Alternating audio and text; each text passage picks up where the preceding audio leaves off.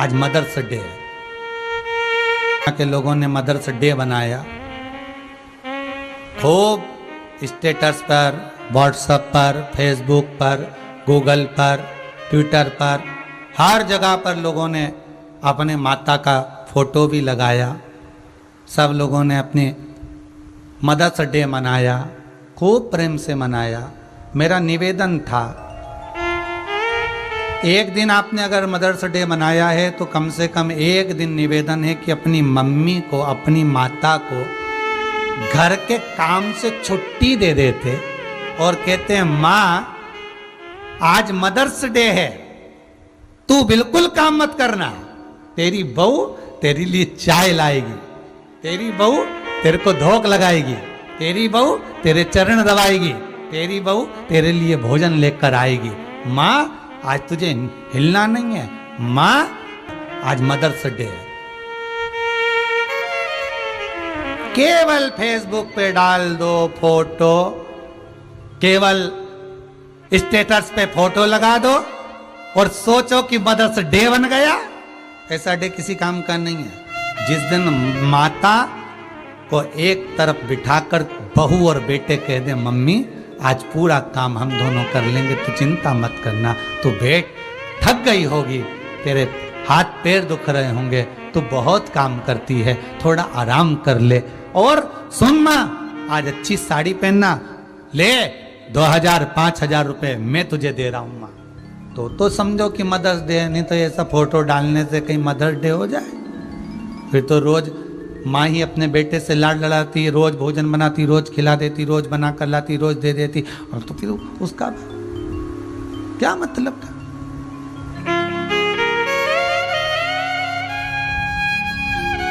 सेवा को जानिए, थोड़ा सा सेवा को जानिए। एक कथा याद आई है, एक वकील साहब अपने लड़के का संबंध पक्का कर दिया। लड़की बड़ी सुंदर थी, संबंध भी, लड़का भी सुंदर था, वकील साहब ने संबंध पक्का कर दिया। 20 दिन के बाद वकील साहब वहां से निकल कर जा रहे थे तो उन्होंने सोचा चलो समधी जी से मिलकर चले। समधी जी के यहाँ पहुंचे, समधी जी तो नहीं थे, समधन थी। बेल बजाई,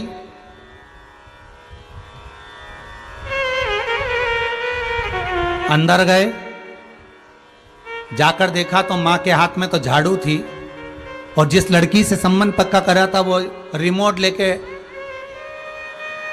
नाटक देख रही थी सोफे पे बैठ के। जैसे ही समधी जी आए, दरवाजा खोला, झाड़ू नीचे पटकी, बेटी भी उठ के खड़ी हुई, अंदर गई, समधी जी को बिठाया, चाय वगैरह पिलाई, चले। 20-22 दिन के बाद समधी जी फिर उधर से निकले, वापिस लौट रहे थे। उनका चलो समधी जी से मिल चले। समधी जी अभी भी नहीं थे, समधन थी, पोछा लगा रही थी और बेटी हेडफोन लगाकर सोफे पे बैठकर लंबे पांव कर कर मोबाइल चला रही थी। जैसे समधी जी आए, उठी, माँ ने पोछा छोड़ा, चाय वगैरह बनाई, पिलाई, चल गए। फिर 15-20 दिन बाद, 25 दिन बाद फिर समधी जी कहीं जा रहे होंगे, अब की बार समधन भी थी, फिर निकले। बेटी सो रही थी और माँ सूपड़ा लेकर, चलनी लेकर गेहूं बीन रही थी। बेटी सोफे पर सो रही। चौथे बार समधी जी, वकील साहब ने जो रिश्ता पक्का करा था, सारा सामान ले जाकर समधन जी को दिया है और देकर कहा हमको ये संबंध नहीं करना साहब। जिस लड़की को अपनी माँ पर दया नहीं आ रही तो वो दूसरी माँ पर कैसे दया करेगी। घर में माँ काम कर रही है और बेटी मोबाइल लेकर हेडफोन लगाकर बैठी है।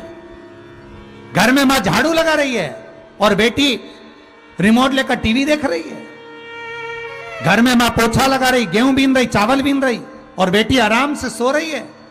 जो अपनी माता पर दया नहीं कर सकती वो दूसरे घर में ब्याह कर कर आएगी तो सास और ससुर पे क्या खाक दया करेगी।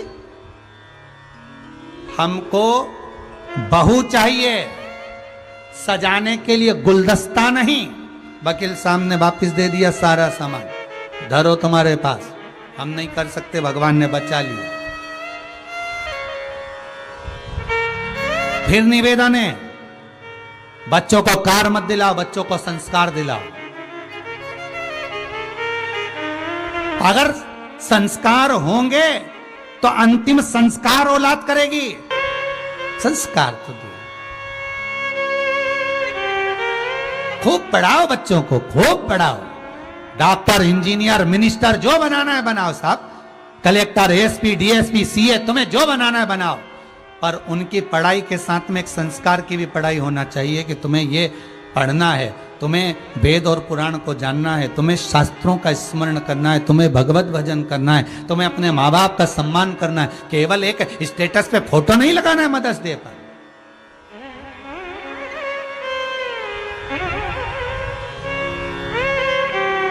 आदर करना, सम्मान।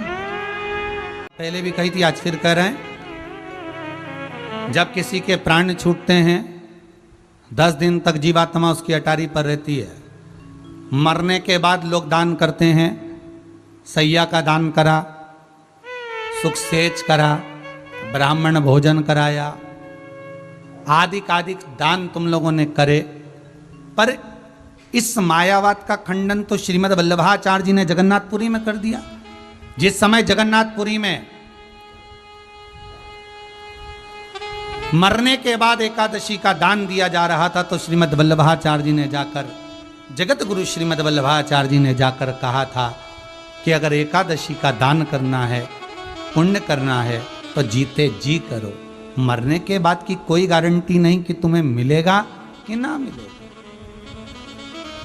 अपने जीते जी,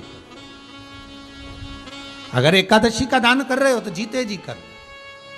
खुद एकादशी करो, खुद दान करो। सैया दान कर रहे हो तो अपने जीते जी कर लो। अन्न का दान कर रहे हो तो अपने जीते जी कर लो।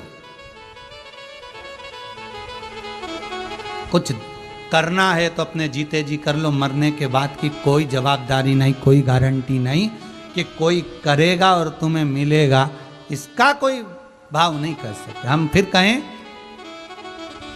आप वैकुंठ जाओगे नहीं जाओगे, इसकी कोई गारंटी नहीं है। ना तो किसी पंडित जी के पास है और ना आपके पास में कि आप वैकुंठ जाएंगे कि ना जाएंगे, इसकी कोई गारंटी नहीं है।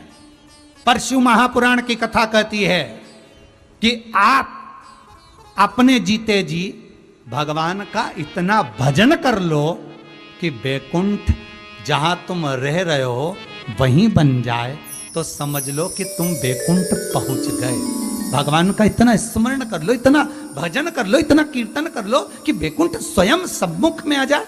आप वैकुंठ मत जाओ, वैकुंठ नाथ, वैकुंठ अधिपति भगवान विष्णु तुम्हारे सम्मुख में।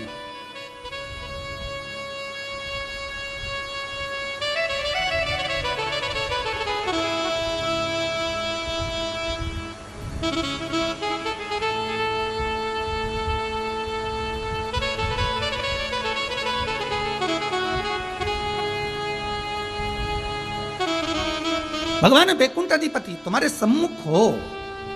हम वैकुंठ जाएंगे कि ना जाएंगे, हमने कौन सा पुण्य करा ना करा, हमने पाप कितना करा, हमने पुण्य करा क्या नहीं करा, हमको मालूम नहीं है। हमारा लेखा जोखा हमारे पास में नहीं। हाँ, ये थोड़ा बहुत तुम जो लेन देन करते हो ना, पैसे का, इतने आए इतने गए, उसका तो तुम्हारे पास में हिसाब रहता है। परंतु जो तुम पुण्य कमाए, जो तुमने पाप इकट्ठा करा, इसका कोई लेन देन तुम्हारे पास में नहीं मिलेगा, ना तुम्हारे पास में होगा। इसका लेन देन तो जब प्राण छूटेंगे, बस प्राण छूटते समय चित्रगुप्त महाराज यम के दूत सामने खड़े होंगे, तब वो हिसाब की फाइल तुम्हारे सम्मुख में रख दी जाएगी, दिखा दिया जाएगा कि तूने ऐसा ऐसा करा, उसके अनुसार तुझे ऐसा ऐसा भोगना पड़ेगा और ये कर्म का भोग तुझे भोगना है।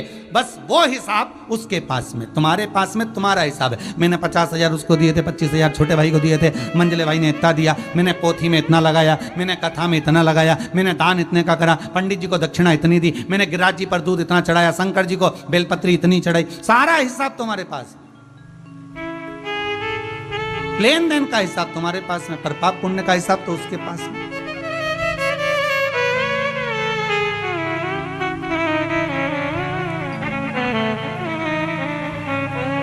फिर वही बात आ गई, पुराणों से नहीं डरना मत डरो, शिव महापुराण से नहीं डरना मत डरो, अपने माता पिता से नहीं डरना मत डरो, घर के बड़ों से नहीं डरना मत डरो। गुरुओं से नहीं डरना, मत डरो। परिवार से नहीं डरना, मत डरो। समाज से नहीं डरना, मत डरो। वेद और पुराणों से नहीं डरना, मत डरो। भगवान से नहीं डरना, मत डरो। शास्त्रों से नहीं डरना, मत डरो। पर शिव महापुराण कहती है अपने कर्म से जरूर डरना, क्योंकि कर्म का भोग तो परमात्मा को भी भोगना पड़ता है। राम जी ने छुपकर बाली को मारा था, उस बाली ने छुपकर कृष्ण अवतार में भगवान कृष्ण को मारा था। कर्म का भोग भोगना पड़ेगा। सीता जी ने एक चिड़िया को कैद में रखा तो माता जानकी को भी कैद में रहना पड़ा। कर्म का भोग तो भोगना पड़ेगा। किसी से मत डरो। कई लोग कहते हैं हमने अनुष्ठान करवाया, हमने ये करवाया, हमने, हाँ फल तो मिलेगा, उसका पुण्य फल था इसलिए इतने समय जी भी लिया, इतनी श्वास चल भी गई। तूने कोई दान करा होगा, तूने कोई पुण्य करा होगा, तूने कोई सत्कर्म करा होगा, इसलिए पूरे मोहल्ले में कोरोना महामारी है, 50 बीमार पड़े तेरी कॉलोनी में, तेरे मोहल्ले में, पर भगवान तुझे बचा कर रखा।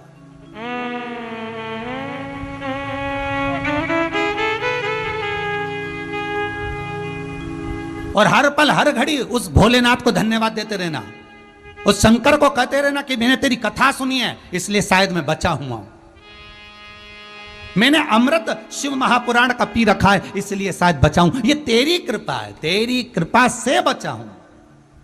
मेरी कोई सामर्थ्यता नहीं है कि मैं बच सकूं।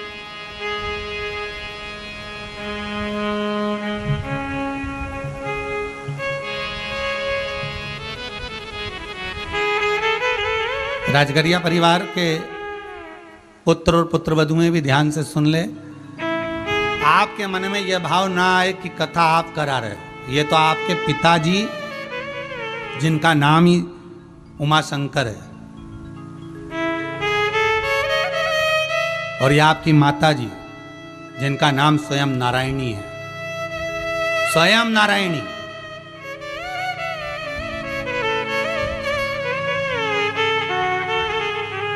ये उनका पुण्य है जो आप तीनों भाई आनंद में विराजमान होकर इस शिव महापुराण की कथा को करवा रहे हैं। सबसे ज्यादा प्रसन्न होंगे तो वो उमाशंकर जी प्रसन्न होंगे। एक बार सब मेरे साथ में बोलेंगे, जितने लोग टीवी पर कथा सुन रहे हैं। आपा मार्जन स्तोत्र का पाठ पद्म पुराण में, ये वो स्तोत्र है जब कोई व्यक्ति पर बड़ी बीमारी आ जाती है, और ये स्तोत्र शंकर भगवान माता पार्वती को शमी के वृक्ष के नीचे बैठकर सुनाते हैं। बहुत ध्यान दीजिएगा महाराज। भगवान शिव और किसके कहने पर सुनाया है महाराज? भगवान श्री गणेश जी महाराज ने जाकर भगवान शंकर से निवेदन करा, माता पार्वती से निवेदन करा, पिताजी मेरा मन है इस संसार सागर में ना जाने कितनी बीमारियों से लोग ग्रसित होंगे, ना जाने कितनी बीमारियों में लोग डूबे रहेंगे। कहीं कहीं कोई बीमारी इतनी बड़ी आ जाएगी कि जीव अपने प्राणों को भी गंवा बैठेगा। उस समय पर संसार के लोगों को बचाने के लिए कोई ऐसा प्रयोग किया जाए जिससे संसार के लोग उस गंभीर बीमारी से बच सके।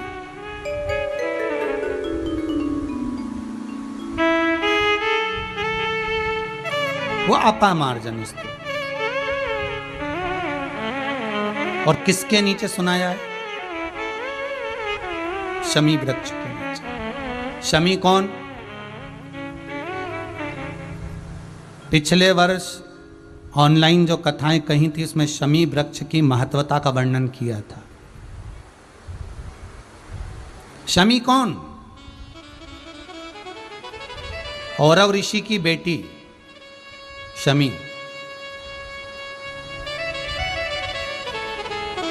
जिनका विवाह धौम्य ऋषि के पुत्र मंदार से हुआ था।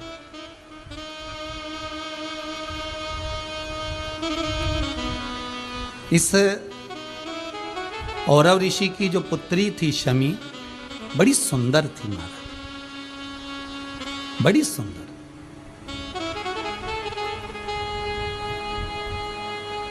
और इसका एक नियम था, ये भगवान की भक्ति में डूबना। जब माता इसको भोजन बनाने के लिए कहती थी,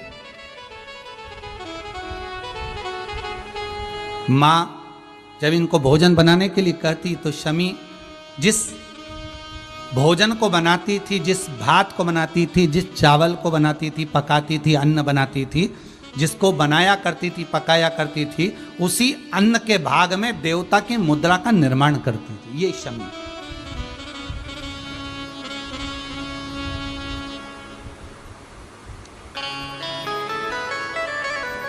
अन्न भाग से देवताओं का निर्माण करने वाली औरव ऋषि की कन्या शमी। अब एक दिन पिता औरव ऋषि के मन में भाव जागृत हुआ कि बेटी का विवाह करना चाहिए, पर बेटी का विवाह करें तो करें किसके साथ। तभी उसी समय पर महाराज विवाह करने का जब मन में भाव आया, तब धौम्य ऋषि के पुत्र मंदार, जो शौनक ऋषि के यहां पर विद्याध्ययन कर रहे थे, उसी समय पर औरव ऋषि पहुंच गए और पहुंचकर धौम्य ऋषि के यहां पर बेटी के विवाह का बात सम्मुख में रखी, तो मंदार के साथ में विवाह पक्का हुआ। अब मंदार और शमी दोनों का विवाह पक्का हो गया, पर बाल्यावस्था में विवाह हुआ। तो शौनक जी ने कहा कि अभी मैं अपने पुत्र को, मैं ये अपने शिष्य को अभी कहता नहीं हूं कि आप जाकर आप उस कन्या को लेकर आए या आप साथ में रहें। मैं तो इतना कहूंगा कि ये विवाह अभी छोटे रूप में हुआ है, इसलिए आप अभी विद्या का अध्ययन करें। और शौनक बाबा के यहाँ वो मंदार फिर विद्याध्ययन करने के लिए चले गए और विद्याध्ययन करते रहे। समय बीता।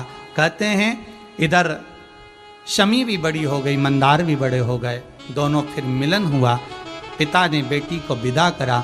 मंदार और शमी दोनों जा रहे थे। जाते जाते इनके मन में आया कि अपन जहां से निकल कर जा रहे हैं, बीच में भृशुंडी ऋषि का आश्रम है, चलो। बड़ा सुंदर आश्रम दिखा, जिसमें सुंदर सुंदर वृक्ष लगे हुए हैं, बड़ा सुंदर उसकी कोट है, बंदर बाल हैं, बड़ी बड़ी सुंदर उसमें कलश लगे हुए हैं। बहुत ध्यान दीजिएगा महाराज, किसी भी आश्रम में जाओ, आप किसी भी आश्रम में प्रवेश करें, आश्रम सब सुंदर होते हैं। बस निवेदन इतना है कि आपसे मंदार और शमी इन दोनों की जैसी गलती ना हो, इसका ध्यान रखिए। मंदार और शमी से एक गलती हो गई।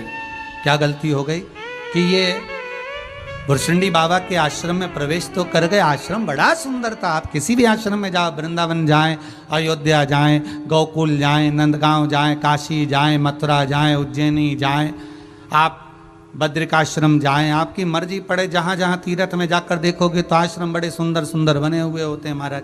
और कभी सीहोर आएंगे, जब लॉकडाउन खोले उसके बाद की बात है, अभी की बात नहीं हो। अभी तो चारों तरफ ताले लगे हुए हैं। तो कभी आप जाएं तो आश्रम में सुंदरता तो बहुत होती है, पर उस सुंदरता को बरकरार रखने के लिए आपकी भी जरूरत होती है कि आप उसको सुंदर बनाकर रखें, उसमें गंदगी ना करें, उसमें किसी तरह का कोई अपशब्द का प्रयोग ना करें, उसमें रहें तब तक भगवत स्मरण करें, भगवत भजन करें, भगवत नाम जपें, जितना समय रहें।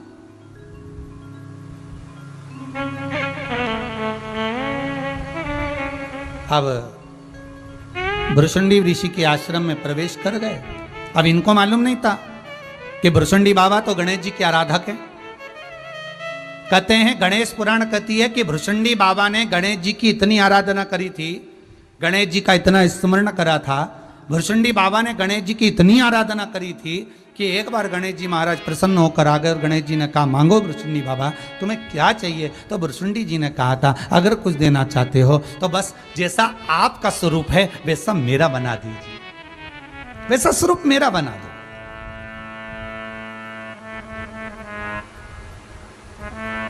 जैसा आपका स्वरूप है वैसा मेरा बना दो। हमारे यहां हिंदू धर्म के अंदर जब गणेश जी महाराज की स्थापना होती है तो गणेश जी की जो मूर्ति विराजमान करी जाती है उस मूर्ति में और भृशुंडी ऋषि को भगवान ने जो अपनी स्वरूप दिया है उस मूर्ति में, दोनों में अंतर है। बहुत ध्यान दीजिएगा महाराज, दोनों में अंतर आता है। कई कई बाजार में जो मूर्तियां मिलती हैं उसमें गणेश जी की जटा बंधी रहती है, ऐसे बाल बने रहते हैं गणेश जी के, जटा जूट बनी रहती है। और गणेश जी महाराज को सुंदर जटा जूट में देखा होगा, कहीं गणेश जी को आपने सन्यासी के वेश में देखा होगा, कहीं गणेश जी को आपने मृगशाला लपेटे हुए देखा होगा। कोई कोई मूर्तियां अगर आपने देखी होगी गणेश चतुर्थी के टाइम पर गणेश जी की मंदिरों में विराजमान होती है, या लोग मट्टी की मूर्ति लेकर जाते हैं तो उसमें जटा बंदी होती है, उसमें केश बंधे होते हैं, उसमें केश लगे होते हैं, उसमें मृगशाला पहने रहते हैं गणेश जी महाराज। तो जो सन्यासी के वेश में गणेश जी की मूर्ति का जो दर्शन होता है वो गणेश जी नहीं होते, वो गणेश जी ने जो अपना स्वरूप भृशुंडी बाबा को प्रदान करा था, ये उस स्वरूप की दर्शन होता, ये उस स्वरूप का पूजन। का दर्शन करोगे तो सिर पर मुकुट लगा हुआ है, गणेश जी के कानों में सुंदर कर्ण फूले, गले में माला पहने हुए, सुंदर सुंदर धोती, सुंदर सुंदर भगवान पीताम्बरी धारण करे हुए, सुंदर वस्त्र धारण करे हुए, सुंदर सुंदर मुद्रिका श्री गणेश जी महाराज, सुंदर सुंदर पाँव में पायल श्री गणेश जी महाराज पहने हुए, सुंदर तगड़ी गणेश जी महाराज, गले तोंद पर नाभिकोश पर सुंदर सर्प बंधा हुआ है, वो श्री गणेश जी महाराज। और बाकी के अगर सन्यासी की मुद्रा में अगर आप दर्शन कर रहे हैं तो वो भृशुंडी श्री गणेश जी महाराज, अर्थात भृशुंडी बाबा ने गणेश जी की इतनी आराधना करी थी, इतनी आराधना करी थी कि गणेश जी ने पूछा कि मांगो भृशुंडी जी आपको क्या चाहिए। तो भृशुंडी जी ने कहा कि बस जैसा आपका स्वरूप है, जैसे आपके लंबोदर लोग कहते हैं, जैसे आपके कान है, जैसे आपकी सूंड है, जैसा आपका मुख है, जैसा आपका शरीर है, वैसा मुझे बना दीजिए। भगवान गणेश जी ने भृशुंडी बाबा को वर प्रदान कर दिया, लो मैं अपना स्वरूप आपको देता हूं। और भृशुंडी ऋषि गणेश जी जैसे हो गए, बस इनके मुकुट नहीं था, बस इनके गले में सोने के आभूषण नहीं थे, इनके गले में सुंदर सुंदर आभूषण नहीं है, इनके गले में वही तुलसी की माला, वही रुद्राक्ष की माला, मस्तक पर वही। किसी किसी के यहाँ पर चतुर्थी, गणेश चतुर्थी के समय पर जब बाजार में से मूर्तियां खरीदने जाते हैं स्थापना के लिए, मट्टी की जब मूर्त लाते हैं तो ध्यान रखना चाहिए कि हमें गणेश जी की मूर्ति लाना, हमें भृशुंडी गणेश नहीं, हमें श्री गणेश लेकर। अब लोग समझते तो है नहीं, बस गए, उन्होंने देखा क्या सुंदर मूर्ति लग रही है, जटा बंधी हुई है, सुंदर सुंदर मृगछाला पहने हुए हैं, मृगचर्म पहने हुए हैं, गले में रुद्राक्ष की माला पहने, तो उन्होंने सोचा ये गणेश जी की मूर्ति, इसको ले चलो, और लेकर आ गए। वो पूजन कर ले, रखो पूजन करो, मना नहीं है, पर वो भृशुंडी श्री गणेश, गणेश जी महाराज ने जो अपना विग्रह दिया था भृशुंडी ऋषि को, वो गणेश।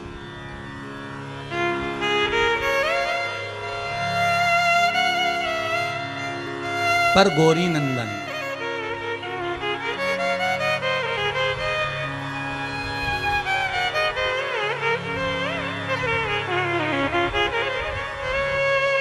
गौरी नंदन गणेश, वो एक काला मुकुट, सुंदर तिलक, सुंदर आभूषण, सुंदर मुद्रिका, सुंदर पायल, वो गौरी नंदन।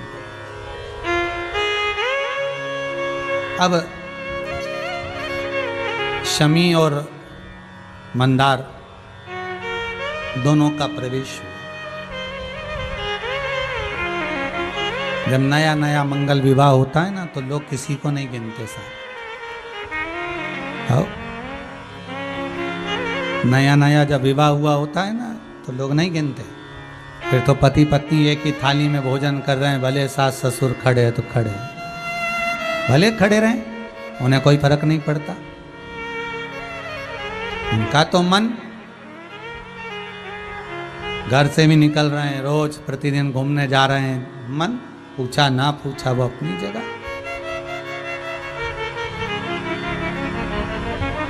अब शमी मंदार दोनों निकले भुरशुंडी बाबा के आश्रम में पहुंचे, जाकर पूछा संत कहाँ हैं? यहाँ जो ऋषि रहते हैं भुरशुंडी बाबा, हमें उनसे मिलना है, वो कहाँ है? और पूछ भी रहे हैं तो किससे पूछ रहे हैं? स्वयं भुरशुंडी बाबा से, जिनकी लंबी सूंड है, जिनके बड़े बड़े कान हैं, जिनकी सुंदर तोंद है, क्योंकि गणेश जी ने अपना विग्रह उनको दिया है।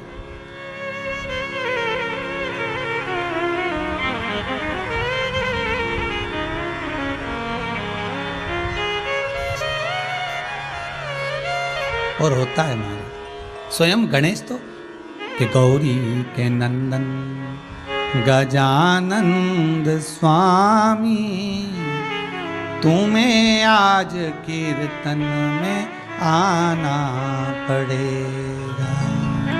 हे गणेश, हे लंबोदर, हे श्री गणेश। भगवान की सूंड देखी, कर्ण देखे, तोन देखी, तो मंदार और शमी दोनों हंस दिए, और इतनी तेज हंसे कि भुरशुंडी ऋषि को क्रोध आ गया कि ये मेरा स्वरूप देखकर हंसे हैं, मैं तुम दोनों को श्राप देता हूं कि तुम जड़ हो जाओ, वृक्ष बन जाओ, पौधा बन जाओ, ये मेरा श्राप है। और हे मंदार, तुम मुझे देखकर इतना खिलखिलाकर हंसा है, मेरा श्राप है कि तू जड़ बनेगा, वृक्ष बनेगा, पौधा बनेगा, और इतना विषैला होगा कि तुझे कोई जानवर भी नहीं खाएगा। इतना विषैला होगा कि तुझे कोई जीव नहीं खाएगा, तुझे में इतना विष भरा होगा। और ये शमी, इतनी सुंदर होकर अपने पति का साथ देकर तूने एक ऋषि की हंसी उड़ाई है, मैं तुझे श्राप देता हूं, वृक्ष बनेगी, जड़ बनेगी, इतने कांटे रहेंगे तेरे भीतर कि तेरे ही कांटे तेरी ही पत्तियों को चुभित करेंगे। आंखों में जल भर गया, मंदार शमी रोने लगे। शमी मंदार रो रहे हैं जल भर कर, हम जान नहीं सके, हमसे गलती हो गई है। भुरशुंडी बाबा को अब क्या मनाए? अब मना रहे इनको नहीं, अब मना रहे श्री गणेश को, जिन्होंने भुरशुंडी बाबा को अपना स्वरूप दिया था। गणेश जी महाराज के आगे हाथ जोड़कर निवेदन करा, हे प्रभु,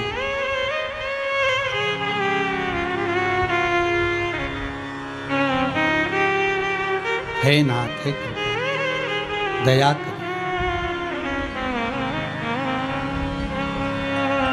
रिद्धि सीधी के दाता गजानन तुम्हें सबसे पहले हमारा नमस्कार है।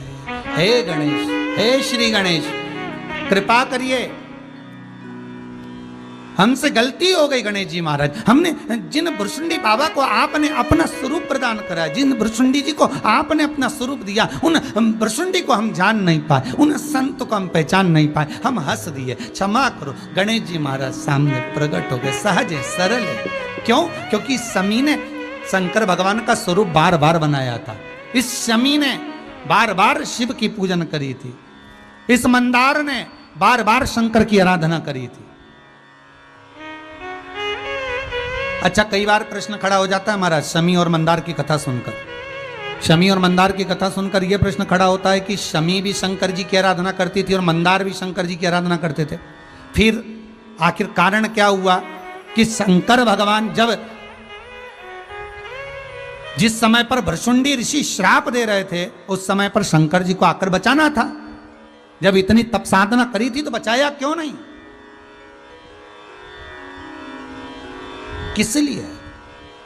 तो शिव महापुराण की कथा कहती है, भैया भगवान शंकर की आराधना करी पर शंकर इसलिए नहीं आए क्योंकि इन्होंने संत का अपमान करा था।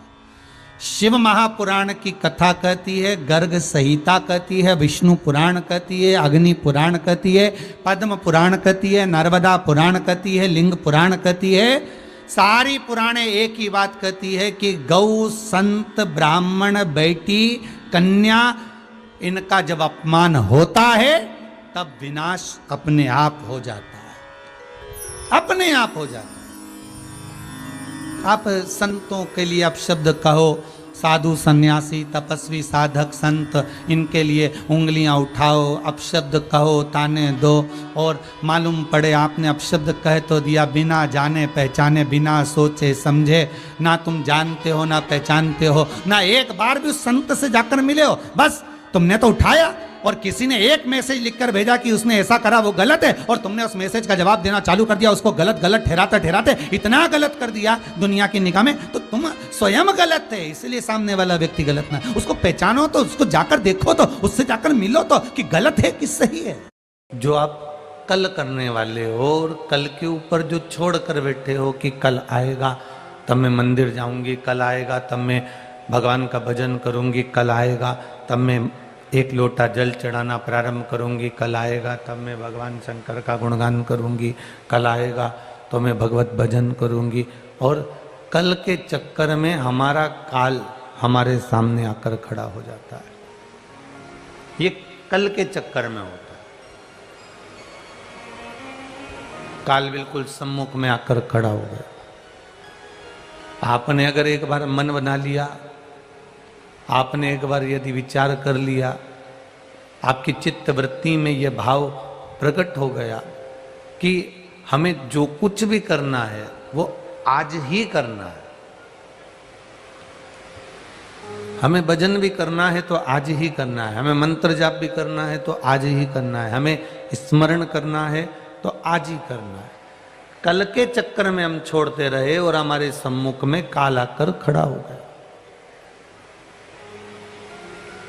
जितने भी लोग, जितने भक्त लोग शिव भक्त शिव महापुराण की कथा को श्रवण कर रहे हैं, जितने शिव भक्त शिव महापुराण की कथा को टीवी चैनल के माध्यम से सुन रहे हैं, जितने शिव भक्त फेसबुक यूट्यूब के माध्यम से सुन रहे हैं, वो अपने हृदय में ये बात उतार कर रखे कि हमें कल पर नहीं छोड़ना।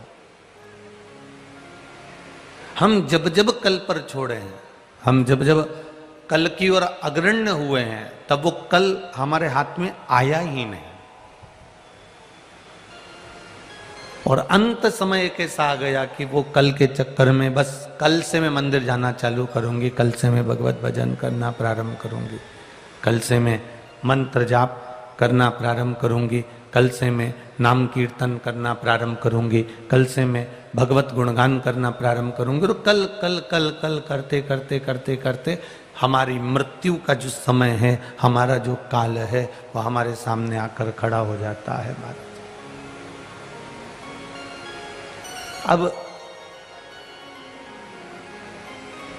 शिव महापुराण की कथा, श्रीमद् भगवत गीता, श्रीमद् भागवत, रामायण, जितने भी हमारे शास्त्र हैं, जितने हमारे वेद हैं, ये सब हमको बताते हैं कि जो कुछ करना है हमको आज के अनुकूल करना है।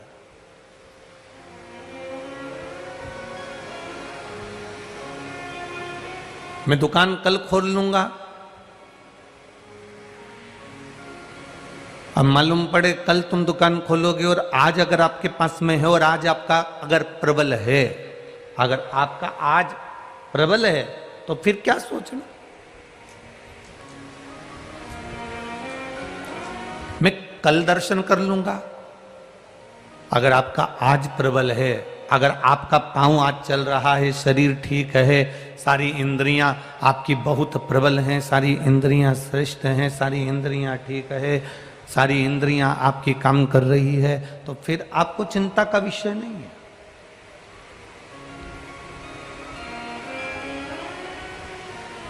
अपने आज को हमको प्रबल बनाना। शिव महापुराण की कथा कहती, भगवान शंकर का संवाद कहता है, भगवान शिव की कथा कर रही है, भगवान शंकर का संवाद कर रहा है। हमारा आज हम क्यों ना प्रबल करें, और जब हमारा आज हम प्रबल कर लेंगे तो फिर हमें कल देखने की जरूरत नहीं पड़ेगी, कहीं शंकर भगवान हमारे हाथ को थाम लेंगे और हमें हमारे मंजिल तक छोड़ देंगे। हमारे आज को हमें प्रबल करना।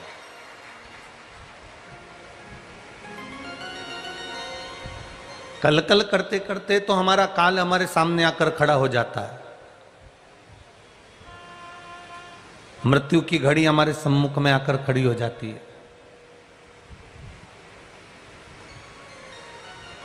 हमारा मृत्यु का समय हमारे सम्मुख में आकर खड़ा हो जाता है, फिर हम कुछ भी नहीं कर पाते। और अंत समय प्रभु आना पड़ेगा, वचन दिया तो निभाना पड़ेगा। आए ना आए प्रभु कुटुंब कबीला, अंत समय प्रभु आना पड़ेगा, वचन दिया तो निभाना पड़ेगा। आपका अंत समय तुम्हारे सम्मुख में आ जाएगा, फिर आप कुछ नहीं कर पाओगे महाराज। जो करना चाहते हो वो भी आप नहीं कर सकते, जहां तक पहुंचना चाहते हो वहां तक भी नहीं पहुंच सकते। इसलिए शिव महापुराण की कथा कर रही है। देवाधिदेव महादेव ने माता पार्वती जी को अपने शब्दों में समझाया है। भगवान शिव माता पार्वती जी से कहते हैं, सुनो जगत जननी, हे पार्वती, हे हिमालय सुता, बहुत ध्यान से सुनना पार्वती। जो आज की घड़ी है, जो आज का समय है, जो आज का पल है, बाहर की आवाज तो आ रही पर यहां की आवाज नहीं आ रही है बाबू। जो आज की घड़ी है, जो आज का समय है, आज का जो पल है, आज का जो समय है, इसको जिसने साध लिया उसने संपूर्ण जगत को साध लिया। हम अपने आज के समय को नहीं साध पा रहे।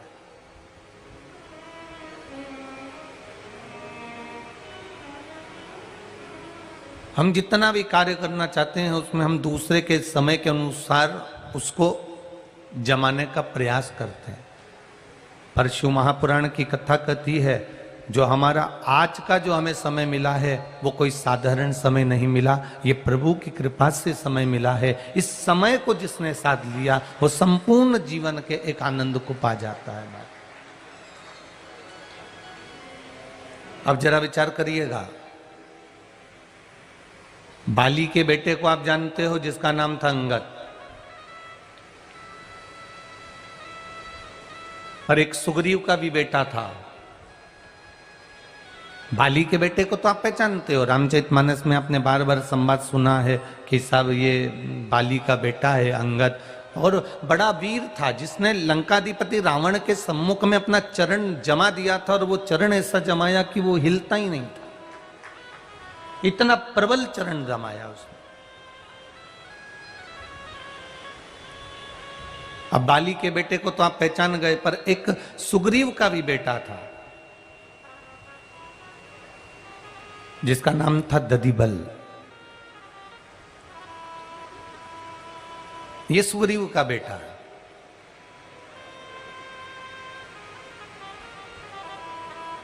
और बहुत ध्यान देना महाराज जी, इस कथा को, दधिबल की कथा को जो लिया जा रहा है यहाँ पर, उसको लेने का कारण केवल इतना है कि दधिबल केवल एक ऐसा था जो भगवान के मुखाग्रविंद का दर्शन करना चाहता था।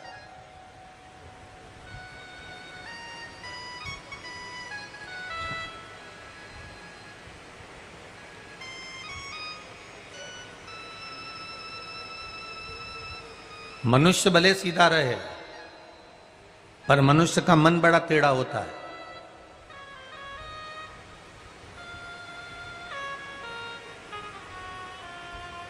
ये मन बड़ा टेढ़ा है महाराज। अब जैसे पटरी भले टेढ़ी है पर उसकी जो रेल है वो बिल्कुल एकदम सीधी है। नदी भले टेढ़ी है पर नदी में बहने वाला जल एकदम सीधा है। शरीर भले सीधा है पर मन एकदम टेढ़ा है।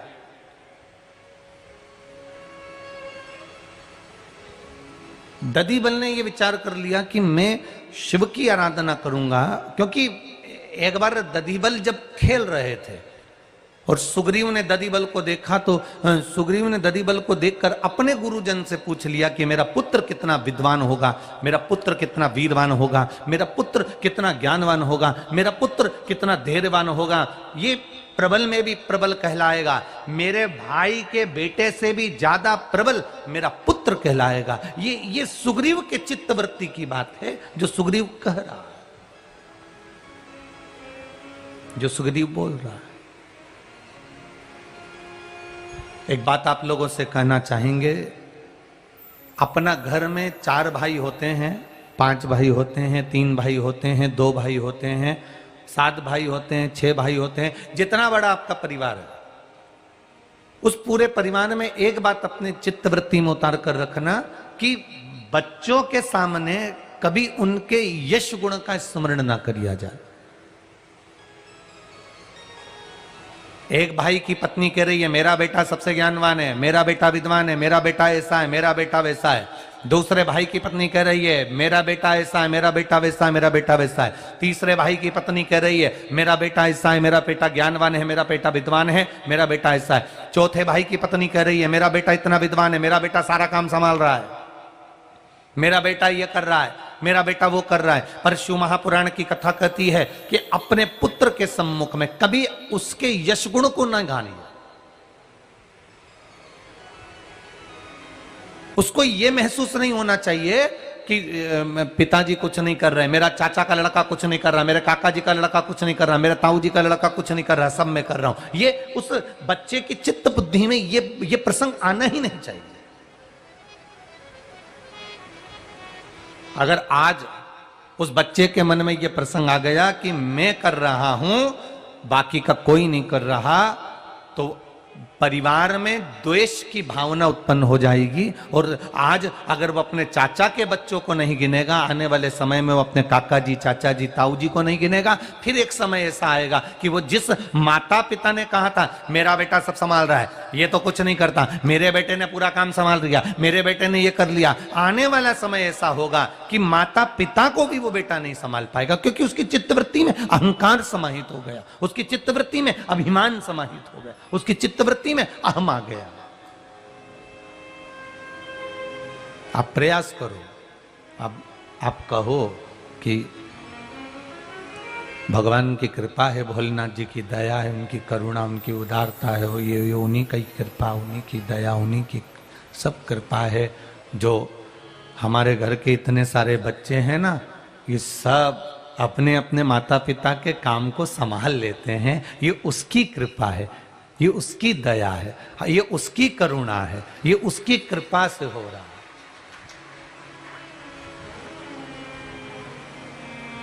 ये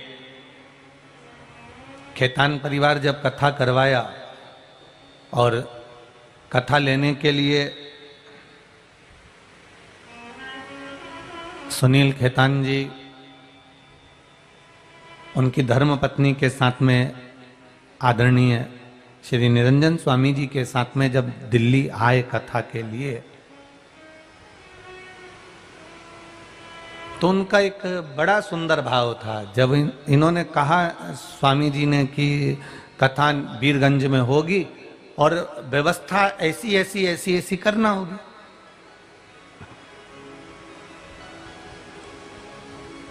तो खेतान जी की पत्नी और खेतान जी, उनके दोनों के मुख से एक ही शब्द निकला, गुरुजी चिंता मत करो, हमारा वीरगंज का एक एक भाई, हमारे वीरगंज का एक एक बच्चा कथा को संभालेगा और कथा आनंदमय होगी। ये शब्द खेतान परिवार के थे। उन्होंने ये नहीं कहा कि हमारा खेतान परिवार इस कथा को संभालेगा, हमारा परिवार इस कथा को कराएगा, या हमारा परिवार इस कथा को संभाल। उनका शब्द था मेरे वीरगंज का एक एक बच्चा, मेरे वीरगंज का एक एक भाई, मेरे वीरगंज की एक एक माता, मेरे वीरगंज का एक एक बच्चा इस कथा को संभाल ले।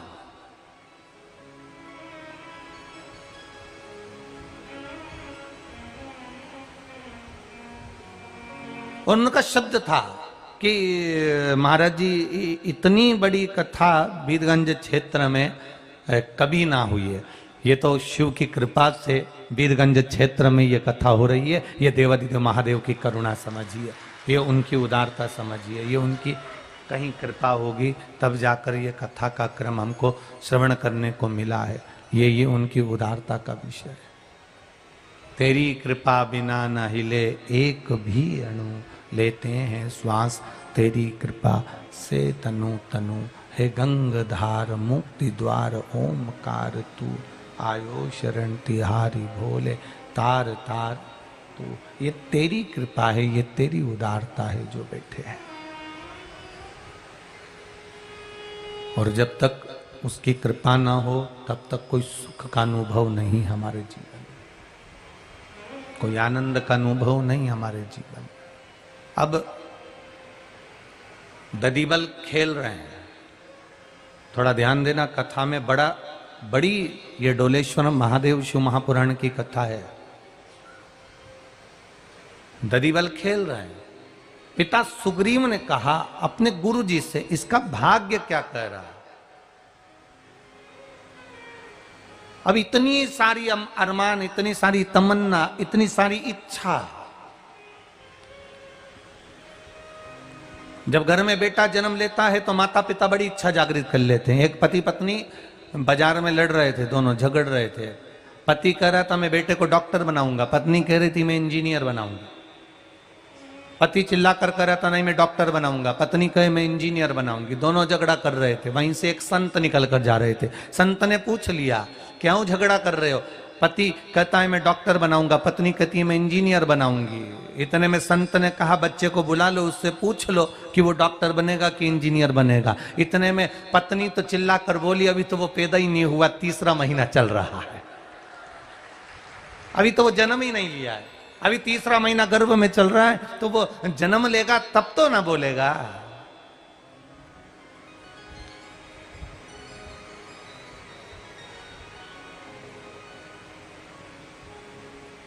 भाई जन्म लेगा ना तब तो ना बोलेगा कि मैं डॉक्टर बनूंगा कि इंजीनियर बनूंगा। अभी तो उसका जन्म ही नहीं हुआ। हम भी बस इसी चित्तवृत्ति में, यही चित्तवृत्ति में हम भी डोल रहे हैं। पति कहता है कि मेरी पत्नी चंद्रमुखी है, और कितनी भी चंद्रमुखी पत्नी मिल जाए उसके बाद भी पति हमेशा दुखी ही है।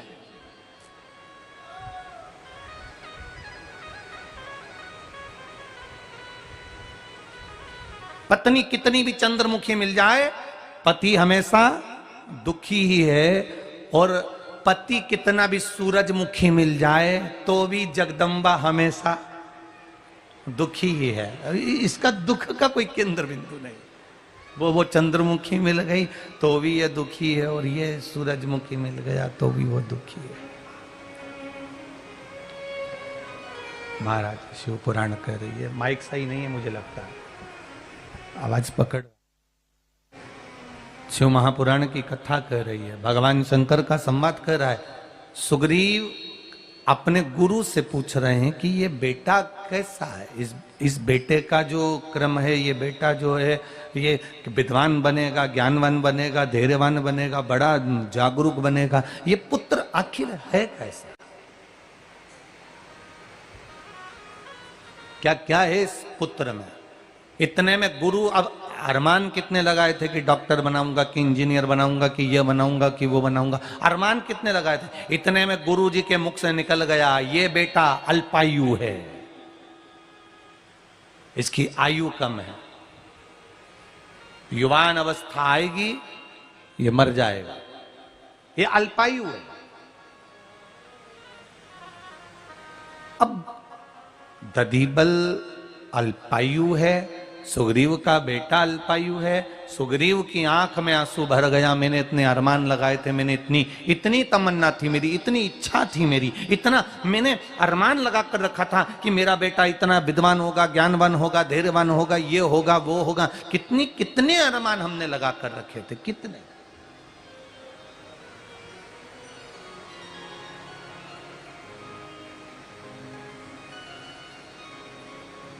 कितने अरमान संसार के लोग कितने अरमान लगा कर बैठते हैं, जरा विचार करिएगा, कितने अरमान। फिर आखिरी में होता जाता कुछ नहीं, एक ही लाइन गाने की याद आती है, दिल के अरमान आंसुओं में बह गए। इतने अरमान जोड़ के रखे थे।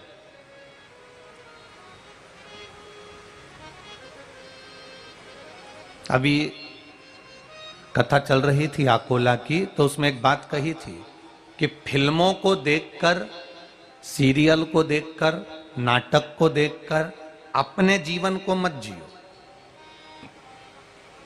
क्योंकि फिल्मों में लड़का लड़की की जब हीरो हीरोइन की शादी हो जाती है, उसके बाद फिल्म का एंड हो जाता है। बोलो सही है कि गलत है? अरे जम के तो बोलो, हो जाता है ना। बस हीरो हीरोइन का मिलन हुआ और इन दोनों की शादी हुई और फिल्म का दा एंड हो गया। अब इनको क्या मालूम कि अभी तक जो दिखाया था ये तो सब लीपा पोती थी, सही फिल्म तो अब चालू हुई है। शादी के बाद का दिखाओ ना, टेंशन तो जब चालू होता है।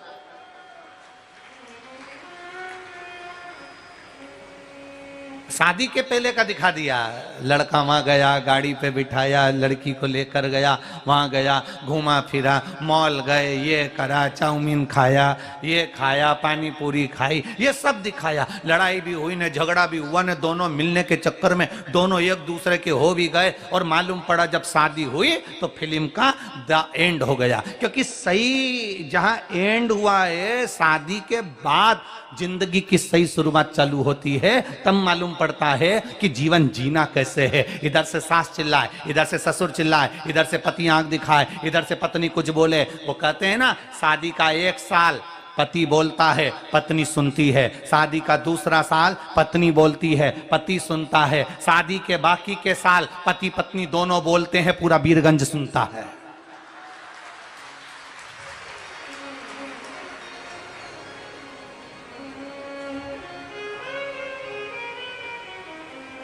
अब शुरू तो अब हुआ है, प्रारंभ तो अब हुआ है, शुरुआत तो अब हुई है, पर हम वहां एंड हो गया। तो हमें फिल्मों से या कोई सीरियल से अपने जिंदगी की शुरुआत नहीं करना है। हमें अपने जीवन की शुरुआत परमात्मा की अविरल भक्ति से प्रारंभ करना है और परमात्मा की अविरल भक्ति पर ही विराम दे देना है, क्योंकि वो संभाल लेगा, वो साध लेगा।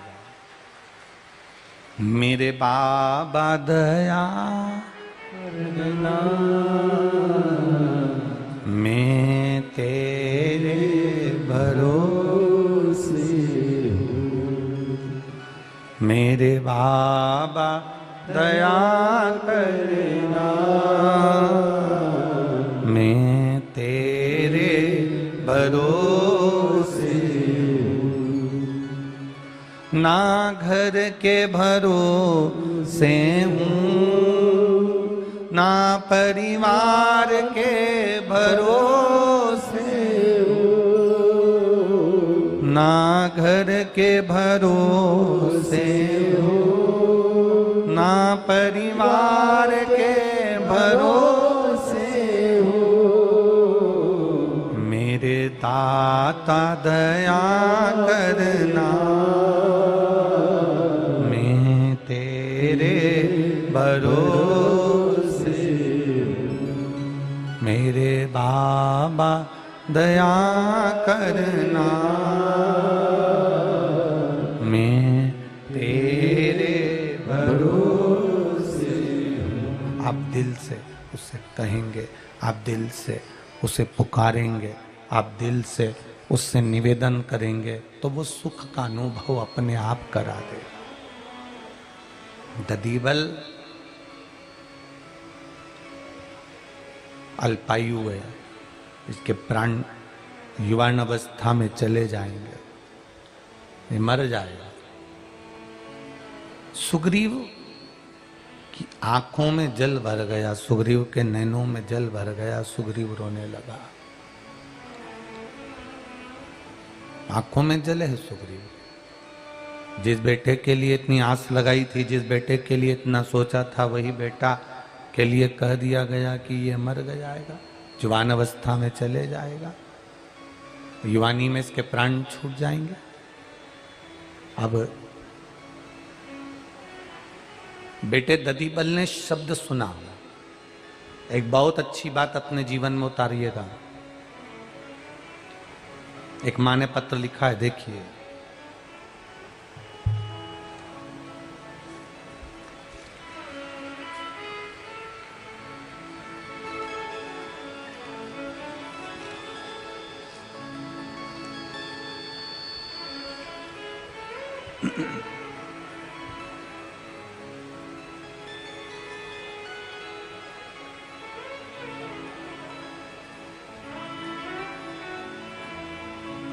शीतल Dev Prasad Gupta, Birgunj, ward number 24, Parsa, Nepal. Mobile number ये लिखा है। कहीं बैठे हो तो हाथ हिलाइएगा। आप ही हैं? दोनों हाथ ऐसे हिला दो एक बार। श्री शिवाय नमस्तुभ्यम। शीतल देव प्रसाद गुप्ता, बीरगंज, वार्ड नंबर 24, परसा, नेपाल।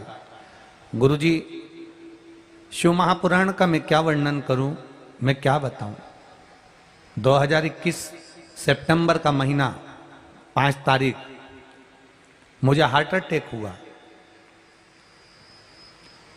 तब हम हॉस्पिटल लेकर गए हैं, सारे परिवार वाले मुझको हॉस्पिटल लेकर गए। 5 दिन तक आईसीयू में भर्ती कर रखा, फिर रेफर कर दिया हमको काठमांडू के लिए। काठमांडू के हृदय गंगालाल अस्पताल में भर्ती करा गया। वहां पर जांच प्रारंभ हुई और 3 ब्लॉकेज आए, एक 100%, एक 80%, एक 60%। डॉक्टर ने तुरंत ऑपरेशन का कह दिया कि इनका ऑपरेशन करना पड़ेगा क्योंकि 3 ब्लॉकेज हैं। तभी परिवार के लोगों ने कहा थोड़ा सा रुक जाओ, हम 8 दिन का समय दो, हम ऑपरेशन करा लेंगे। 8 दिन का समय मांगा गुरुदेव और बाबा से प्रार्थना करी। आस्था चैनल पर आपकी कथा सुनते थे टीवी पर। आपने शिव जी को जल चढ़ाकर उस जल को लाकर पीने का वर्णन करा और एक बेलपत्र शिवजी पे चढ़ी हुई कुंदकेश्वर महादेव के नाम से खाने का कहा। हमने उसी दिन से वो जल चढ़ाकर और कुंदकेश्वर महादेव के नाम से एक बेलपत्र को खाना प्रारंभ करा और 6 महीने के बाद में फिर वापिस जांच कराई और बाबा की कृपा ऐसी हुई कि डॉक्टर ने कह दिया तुम्हारी सारी ब्लॉकेज समाप्त हो गई है और तुम्हारा हार्ट काम करना प्रारंभ कर दिया है और तुम ठीक हो गए, तुम्हें ऑपरेशन की जरूरत नहीं है। अब ठीक हो बाबू? दोनों हाथ हिला दो एक बार। हर हर महादेव। बैठिए। शिव तत्व इसी को कहते हैं। तेरी कृपा बिना न हिले एक भी अणु, लेते हैं श्वास तेरी कृपा से तनु तनु। ये वो कृपा करता है तो अपने आप सब कार्य सफल होते चले जाते हैं। जब तक वो कृपा ना करे तब तक कोई कार्य सफल नहीं होता। ये उसकी करुणा है, ये उसकी उदारता है और ये उसी की दया है। अब दधीबल के मन में ये भाव प्रकट हो गया, दधीबल के मन में ये भाव आ गया कि भाई मेरा जो समय है, मेरा जो समय बताया कि मेरे प्राण छूटने का समय है, अर्थात मेरी युवान अवस्था में ही मैं मर जाऊंगा, मेरे प्राण छूट जाएंगे।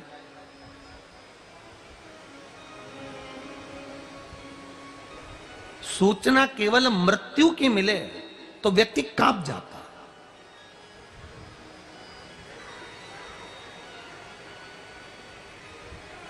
केवल सूचना मृत्यु की मिले व्यक्ति कांप जाएगा। आप में जितने लोग बैठे हैं ना, और जितने लोग आस्था चैनल पर कथा सुन रहे हैं, जितने लोग फेसबुक यूट्यूब पर कथा सुन रहे हैं, जितने लोग मोबाइल पर कथा सुन रहे हैं, इनसे पूछा जाए आप में से स्वर्ग कौन कौन जाना चाहता है? अरे बोलो तो जम के। आप में से कोई पूछे इतने लोगों से कि स्वर्ग कौन कौन जाना चाहता है, तो जितने बैठे हो ना सब हाथ उठा दोगे कि हम सब कहां जाना चाहते हैं? जम के बोलो जरा, स्वर्ग जाना चाहते हैं। अब कोई तुमसे कह दे कि स्वर्गवासी कितने होना चाहते हो, कोई हाथ उठाएगा क्या? नहीं। स्वर्ग सब जाना चाहते हैं पर स्वर्गवासी कोई नहीं होना चाहता है। उसी तरह भगवान तो पाना है पर भगवान के मंदिर तक नहीं जाना है। भगवान को तो पाना है पर हमें भजन नहीं करना है। भगवान को तो पाना है पर हमें कथा नहीं सुनना है। भगवान को तो पाना है पर हमें भगवान की भक्ति में नहीं रमना है। तो ईमानदारी से बोलो, बिना मरे स्वर्ग मिल जाएगा क्या? जब बिना मरे स्वर्ग नहीं मिलता तो जरा विचार करिए, बिना भजन के भोलेनाथ कैसे प्राप्त हो सकता है? उसको प्राप्त करने के लिए हमें भगवत स्मरण को बढ़ाना है, अपनी भक्ति को बढ़ाना, अपने भजन को बढ़ाना है, अपने मंत्र स्मरण को बढ़ाना है, हमारे भगवान की अविरल भक्ति को हमें बढ़ाना है, भगवान के भजन को बढ़ाना है। जब हमारा भगवान का भजन बढ़ने लगेगा तो भगवान हमारे करीब में आने लगेगा।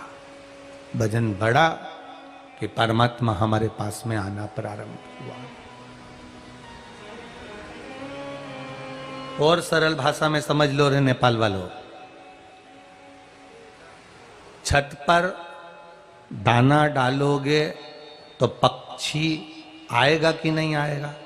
बोलो बोलो, जम के बोलो जरा, आएगा ना?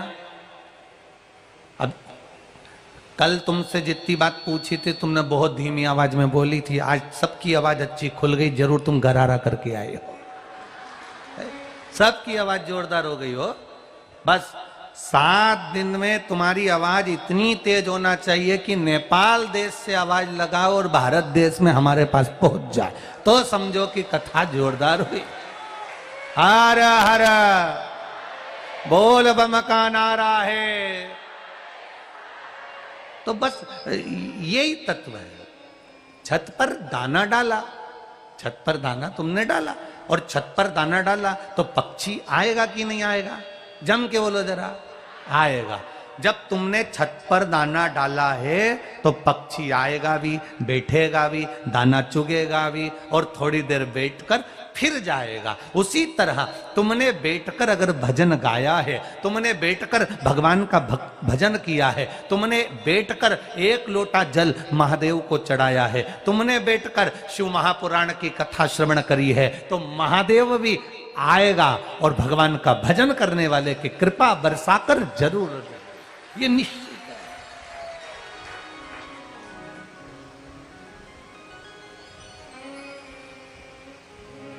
वो आता जरूर है, बस तुम्हारे भजन पर निर्भर करता है कि तुम्हारा भजन कैसा, तुम्हारी भक्ति कैसी, तुम्हारा स्मरण कैसा।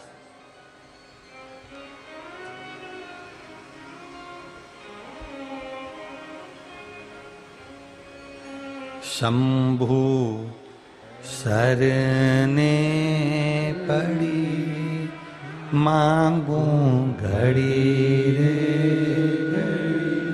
दुख काटो दया करी दर्शन आपो। महाराज आपकी भक्ति कैसी है? दधिबल को मालूम पड़ गया कि मैं अल्पायु हूं, माता पिता के साथ में दधिबल रह रहा है और उसको मालूम है कि अब मेरी उम्र नहीं है इतनी। माता पिता ने मन में विचार कर लिया कि बेटा अल्पायु है, हमारे सामने बेटे के प्राण छूटेंगे, अच्छा नहीं लगेगा, तो बेटे से कह दिया कुछ ऐसा कर जाओ अपनी जिंदगी में कि लोग तुम्हारा नाम ले। ऐसा मृत्यु लोक में अगर जन्म लिया है, पृथ्वी पर अगर आए हो तो काम ऐसा कर कर चले जाना कि लोग आपका स्मरण करें। पूरे जितने भी देवी देवता हैं, सारे देवताओं का नाम उठा लो, किसी भी देवता के आगे महासंबोधन नहीं लगा। भगवान विष्णु के नाम के आगे महा लगा क्या? केवल देवाधिदेव महादेव के आगे एक लगा है महादेव, बाकी के किसी देवता के आगे महासंबोधन नहीं लगा। हम अपने नगर में, अपने वीरगंज में कोई व्यक्ति बहुत अच्छा काम करता है तो अपन क्या कहते हैं? महापुरुष है। महापुरुष मतलब महाशब्द लगाया, महासंबोधन लगाया। महासंबोधन कब लगाया? जब उसने कोई अच्छा काम किया, जब उसने कोई अच्छा कार्य अपने वीरगंज के लिए, जब अच्छा कार्य अपने नेपाल देश के लिए, जब अच्छा कार्य अपने देश के लिए अगर कोई करता है तो हम उसके आगे लिख देते हैं महापुरुष।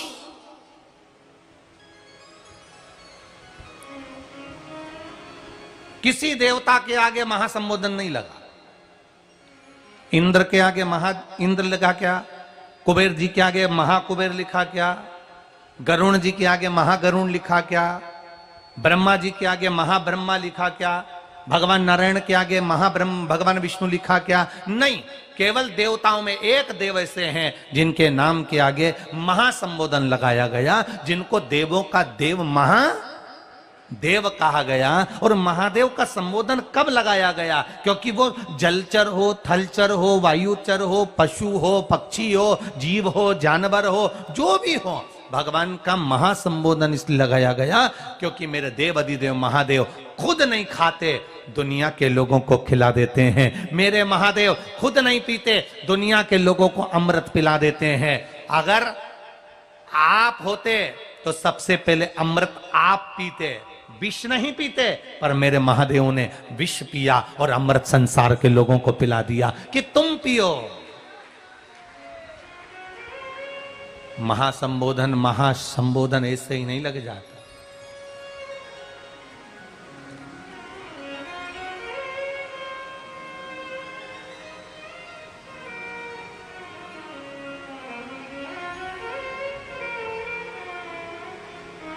ये महासंबोधन कोई साधारण संबोधन नहीं है, जो सबके लिए जिया, जिसने सबके लिए किया। देवता आए उनको भी दिया, असुर आए उनको भी दिया, पशु आए उनको भी दिया, पक्षी आए उनको भी दिया। जो जो महादेव के पास में आए, मेरे देव अधिदेव ने सबको दिया। इसलिए उनके नाम के आगे महा का संबोधन लगा और वो देव अधिदेव महादेव का, जो सबको दे रहा है।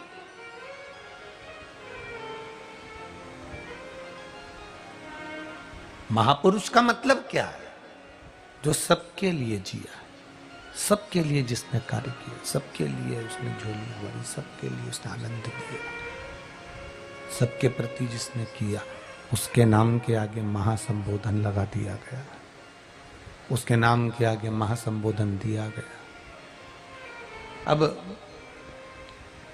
ददीबल ने अपने माता पिता को प्रणाम किया और ददीबल ने कहा, पिताजी मेरे प्राण जाएंगे, आप दुखी हो गए, आपकी आंखों में अश्रु आएगा, इसलिए अब मेरा मन है कि मैं आपको छोड़कर कहीं चले जाऊं। व्यक्ति जब बहुत दुखी हो जाता है तो वो मरने का सोचता है। शिव महापुराण की कथा कहती है, थोड़ा सा दुख आया और वो मरने का विचार करता है। शिव महापुराण की कथा कहती है, थोड़े से दुख में मरने का विचार न करिए। जब दुख तुम्हारे ऊपर आ जाए तो हमें मरना नहीं है, हमारे दुख को हमें मार देना है। अर्थात हमें भगवान शंकर की शरण में बैठकर श्री शिवाय नमस्तुभ्यम या पंचाक्षर मंत्र नमः शिवाय या षडाक्षर मंत्र ओम नमः शिवाय हमें जपना है। जब हम भगवान के नाम को जपेंगे तो हमारा दुख अपने आप कटना प्रारंभ हो जाएगा, अपने आप समाप्त हो जाएगा। हमें अपने शरीर को समाप्त नहीं करना है।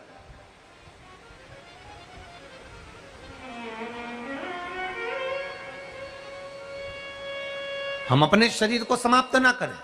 हम अपने भीतर जो दुख उतर रहा है, हमारे भीतर जो दुख आया हुआ है, हमें जो भीतर से दुख सता रहा है, उस दुख को हमें समाप्त करना। ददीबल ने विचार करा कि मैं मरने वाला हूं, अब दधिबल को लगता कि मैं मरने वाला हूं तो क्यों कहीं जाऊं, परंतु दधिबल ने विचार करा, सुग्रीव के पुत्र दधिबल ने विचार करा कि मैं मरने वाला हूं, कहां जाऊं। तो दधिबल ने विचार कर कर देवऋषि नारद से पूछा, मेरे प्राण जाने वाले हैं, मैं अधोगति में अर्थात मैं आधी उम्र में चले जाऊंगा, मैं अल्पायु हूं, आप बताओ मुझे करना क्या है। तब उनको कहा कि आप जाकर समुद्र के बीच में बैठकर भगवान शंकर की आराधना करो। समुद्र के बीच में बैठकर शंकर भगवान की आराधना दधिबल ने करी। जब दधिबल ने शंकर भगवान की आराधना करी तो भगवान शिव ने दधिबल को तुरंत केवल शीश का दर्शन दिया, केवल शीश का, और पूरा शरीर छुपा लिया। और महादेव ने पूछा, बोल दधिबल क्या बात है। दधिबल कहते हैं, मैं अल्पायु हूं, मेरे प्राण छूट जाएंगे। तो भगवान शिव ने कहा, दधिबल अगर तुम्हारे प्राण जाएंगे, संसार में जो आया है उसको तो जाना ही पड़ेगा। पहले भी कथा में काज फिर कहते हैं, बादाम खाओगे तो भी मरोगे, नहीं खाओगे तो भी मरोगे, डेंटिंग पेंटिंग करोगे तो भी मरोगे, नहीं करोगे अरे बोलो तो भी मरोगे, रसगुल्ला खाओगे तो भी मरोगे, अरे बोलते जाओ जम के, नी खाओगे तो भी मरोगे, कथा सुनोगे तो भी मरोगे, नी सुनोगे तो भी मरोगे। अब इतना कहा तो किसी ने पूछ लिया, तो फिर हम कथा काहे को सुने जब मरना ही है। तो मरना ही है तो कथा सुन के करेंगे क्या। बस केवल एक अंतर है, कथा सुनोगे तो भी मरोगे, नहीं सुनोगे तो भी मरोगे। अंतर केवल इतना है, बिल्ली अपने मुख से अपने बच्चे को पकड़ती है, मुख से पकड़ती है बिल्ली, साथ घर अपने बच्चे को लेकर जाती है, पर बिल्ली का बच्चे के शरीर से रक्त नहीं निकलता, बिल्ली का बच्चा मरता नहीं है। बिल्ली ने अपने मुख से अपने बच्चे को पकड़ा तो बच्चा लहूलुहान नहीं होता, पर बिल्ली अपने मुख से जब चूहे को पकड़ती है तो लहूलुहान कर देती है, वो मर जाता है। उसी तरह जो भगवान की कथा में जाकर बैठता है वो बिल्ली के बच्चे की तरह पार उतर जाता है, मरता नहीं, लहूलुहान नहीं होता है, कष्ट नहीं भोगता नरकों का।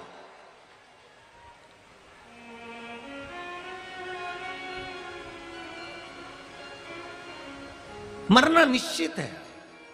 7 ताले में भी बंद हो जाओगे तो भी जाओगे, नेपाल में रह लो चाहे इंडिया में रह लो, जाना तो मृत्यु तो निश्चित है। फिर करना क्या है। भगवान देवादिदेव महादेव ने दधिबल से कहा, दधिबल प्राण तो जाएंगे निश्चित है, तो कुछ ऐसा कर कर चले जा कि जीवन में तेरा नाम भी गुणगान किया जाए। दधिबल ने कहा, आप बताओ मुझे क्या करना पड़ेगा। बस जब राम और रावण का युद्ध हो, देवादिदेव महादेव कह रहे हैं, जब राम और रावण का युद्ध होगा, रावण के सारे बेटे मर जाएंगे, तब रावण का एक बेटा जिसका नाम रहेगा नारंतक, वो बेटा इतना वीर रहेगा, उस बेटे को मारना कोई आसान बात नहीं रहेगी। कुंभकर्ण मर जाएगा, मेघनाथ मर जाएगा, सब मारे जाएंगे। तब रावण अपने बेटे नारंतक को बुलाएगा। उस नारंतक को जो शंकर की आराधना करने वाला होगा, शिव की उपासना करने वाला होगा, जो अपने मृत्यु सामने देखने के बाद भी मृत्यु का भान ना होकर भगवान की भक्ति में रमा रहेगा, वो नारंतक को मार सकता है। इसलिए एक काम कर, तू भगवान शिव की भक्ति में जैसे आज रमा है वैसे और रम जा। प्रभु मुझे केवल आपके मुख का बार बार दर्शन करना है। भगवान ने कहा, तो फिर एक काम कर, नेपाल की पावन धरा पर जहां मेरा मुख आज भी विराजमान है, वो डोलेश्वर पर जाकर तू तप साधना में लीन हो जा।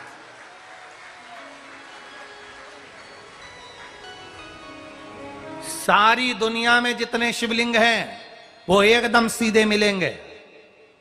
कौन कौन गया है डोलेश्वर? हाथ उठाओ जरा। डोलेश्वर का शिवलिंग सीधा है क्या?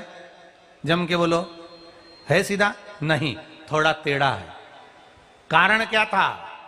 केवल एक कारण, दधिबल भगवान शंकर की भक्ति में इतना डूबा हुआ था, इतना डूबा हुआ था, इतना डूबा हुआ था कि भगवान शंकर को देखकर ददीबल का मन नहीं डोलता था। भगवान शिव की भक्ति में इतना डूबा हुआ था। शिव जी बारंबार आकर कहते थे, ददीबल मांग तुझे क्या चाहिए, ददीबल मांग तुझे क्या चाहिए। ददीबल कहता था, नहीं बाबा नहीं, कुछ नहीं चाहिए। आपने कह दिया ना कि मृत्यु लोक में आए हो तो कोई काम अच्छा करके जाना जिससे जीवन पर्यंत सुख का भान होता रहे। व्यक्ति चले जाता है पर व्यक्ति का नाम रह जाता है। ददीबल ने कहा, बस आपकी कृपा बनी रहे। बार बार ददीबल शिव की भक्ति करते थे, बार बार शंकर की आराधना करते थे, भगवान शिव की भक्ति में डूबे रहते थे। ऐसे डूबे रहते थे ददीबल, ऐसे डूबे रहते थे कि भगवान शंकर के शिवलिंग की आराधना करते करते एक बार ददीबल आराधना करते करते अपने हाथ का टेका महादेव के शिवलिंग से लगा लिया। और महादेव के शिवलिंग से जैसे ही टेका लगाया, ददीबल टेका लगाकर बस बैठे ही थे, देव अधिदेव महादेव वहीं पर थोड़े से तिरछे हो जाते हैं और भगवान शिव आकर वर प्रदान कर कर चले जाते हैं। वो डोलेश्वर महादेव, वो डोलेश्वर महादेव, वो साधारण नहीं है। डोलेश्वर महादेव नेपाल की धरा पर, ये पशुपतिनाथ, ये डोलेश्वर महादेव, ये कोई साधारण नहीं है महाराज, सिंपल ना ना। ये वही डोलेश्वर महादेव है जब माता पार्वती जी के भाई क्रोंच को, माता पार्वती जी के भाई क्रोंच को जब बाणासुर ने गलत जगह पर लगा दिया, तब पार्वती जी की मां मीनावती ने पार्वती जी से मांगा था कि क्रोंच का बदला लिया जाए। क्रोंच का, ये कोई साधारण नहीं है। और मां पार्वती जी ने भी जिस डोलेश्वर महादेव के सम्मुख में बैठकर स्वयं साधना करी है, स्वयं साधना। एक बात आपसे कहना चाहेंगे, नेपाल वासी, इस नेपाल देश के जितने भी निवासी हैं,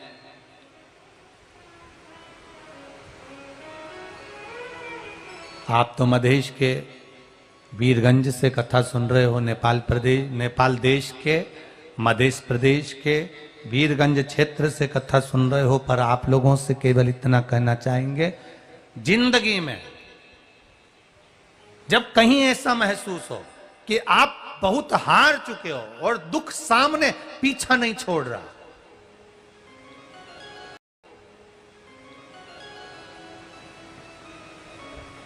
दुख पीछा छोड़ ही नहीं रहा, लगे जब ऐसा, तब कुछ नहीं करना है। आपके नगर में, आपके क्षेत्र में, आपकी कॉलोनी में, आपकी सोसाइटी में, आप जहां रहते हो, उस गांव में, खेड़े में, नगर में, जहां शंकर भगवान का शिवालय हो, वहां थोड़ी देर जाकर बैठ जाना और शिव का पंचाक्षर मंत्र, षडाक्षर मंत्र, ओम नमः शिवाय, नमः शिवाय या श्री शिवाय नमस्तुभ्यम का स्मरण करते रहे। रोज जाओ उसके दरवाजे, रोज पहुंचो उसकी चौखट पर। तेरे मंदिर में आना मेरा काम है और मेरी बिगड़ी बनाना तेरा काम। तेरी चौखट पे मैं तो आ ही गया, तेरी चौखट पे मैं तो आ ही गया, मुझे दर्शन दिखाना तेरा काम है, तेरे मंदिर में आना मेरा काम है, मुझे दर्शन दिखाना तेरा काम है। आप उसकी चौखट तक चले जाओ, उसके दरवाजे तक चले जाओ, आप उसके द्वार तक चले जाओ। जब आप उसकी चौखट तक, उसके द्वार तक, उसके दरवाजे तक जाओगे, वो आपको दर्शन देगा, आपका दुख काटेगा, ये निश्चित है। बस उसकी चौखट तक, उसके द्वार तक, उसके दरवाजे तक आपको जाना पड़ेगा। जब तक आप उसकी चौखट तक, आप उसके दरवाजे तक नहीं जाओगे, वो नहीं। कई लोग कहते हैं हम उसके दरवाजे पर नहीं जाएं तो क्या भगवान नहीं आएगा? हम उनको एक जवाब जरूर देना चाहते हैं।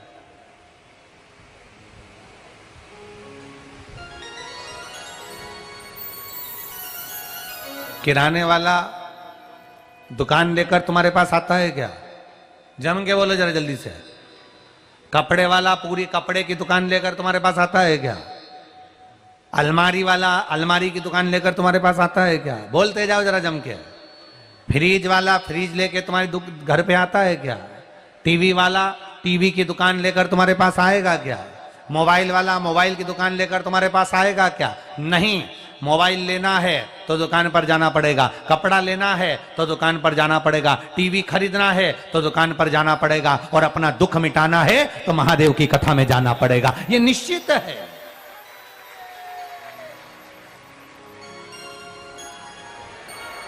उसके दरवाजे तक, उसकी चौखट तक हमें पहुंचना है, उसके द्वार तक हमें जाना, उसकी चौखट तक हमें, उसके दरवाजे तक हमें जाना। और जब तक हम उसके दरवाजे तक नहीं पहुंचेंगे, जब तक हम उसकी चौखट तक नहीं पहुंचेंगे, तब तक जीवन का सुख प्राप्त नहीं हो सकता, जीवन का आनंद प्राप्त नहीं हो सकता। उसके द्वार तक तुम्हें जाना पड़ेगा।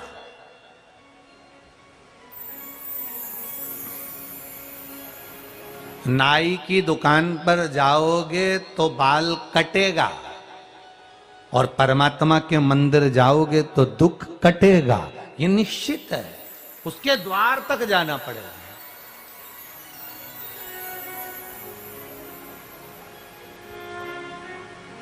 और तुम किसी के यहां जाओगे तो कोई तुम्हारे यहां, अरे बोलो जम के, आएगा। और तुम किसी के यहाँ जाओगे ही नहीं तो फिर कोई तुम्हारे यहाँ क्यों आएगा भाई? काहे के लिए पहुंचेगा भाई? जब तक तुम जाओगे नहीं तब तक वो आएगा नहीं। तुम जाओगे वो आएगा, तुम्हें जाना पड़ेगा तब वो आएगा, नहीं तो तुम बिगड़ जाए कैसे आ सकता?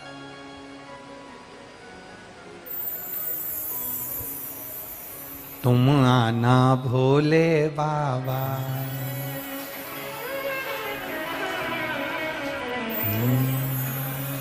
तुम आना भोले बाबा मेरे मकान में, तेरा डमरू डम डम बाजे सारे जहान में। तुम आना भोले बाबा मेरे मकान, बाबा मेरे मकान में, तेरा डमरू डम डम बाजे। इतनी भक्ति ददीबल ने करी, इतना विश्वास रखकर भगवान शंकर की आराधना करी, इतनी आराधना करी। शिव जी ने फिर आकर ददीबल को दर्शन दिया। वापिस पुनः ददीबल को जब दर्शन दिया, ददीबल रावण के बेटे नारंतक, जिसने हजारों वर्ष बैठकर तप किया, उसको मारने की सामर्थ्यता किसी में भी नहीं। रावण के बेटे नारंतक को मारने की सामर्थ्यता किसमें किसी में नहीं है, जिसने हजारों वर्ष तक तप किया। केवल एक तू ददीबल, सुग्रीव का तू बेटा है, केवल एक तू ऐसा रहेगा जिसने मेरी भक्ति केवल मुखाग्रविंद की पूजन कर कर करी है, इसलिए तू उस नारंतक का अंत कर सकता है। और देखिए, राम और रावण के युद्ध में सब मारे जा रहे हैं, नारंतक को बुलाया गया, उसने पूरी राम जी महाराज की जितनी सेना थी उसको समाप्त करना चाहा। तब सुग्रीव ने अपने बेटे ददीबल को बुलाया, और ददीबल को बुलाकर फिर उसको सामने खड़ा किया। युद्ध जब चला तब नारंतक का अंत हुआ, ददीबल विजय प्राप्त कर लिए, ददीबल की विजयता प्राप्त हो गई।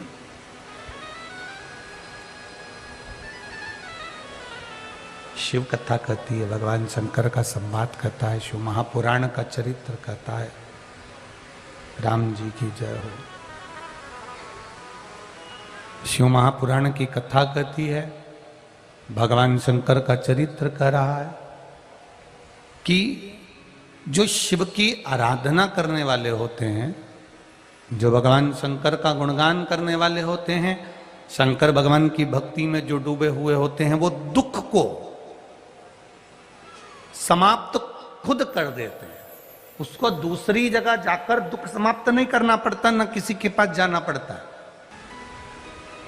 शंकर की आराधना करने वाला, शिव पर विश्वास करने वाला, शंकर का गुणगान करने वाला, शिव भक्ति में डूबने वाला अपने दुख को स्वयं समाप्त करता है।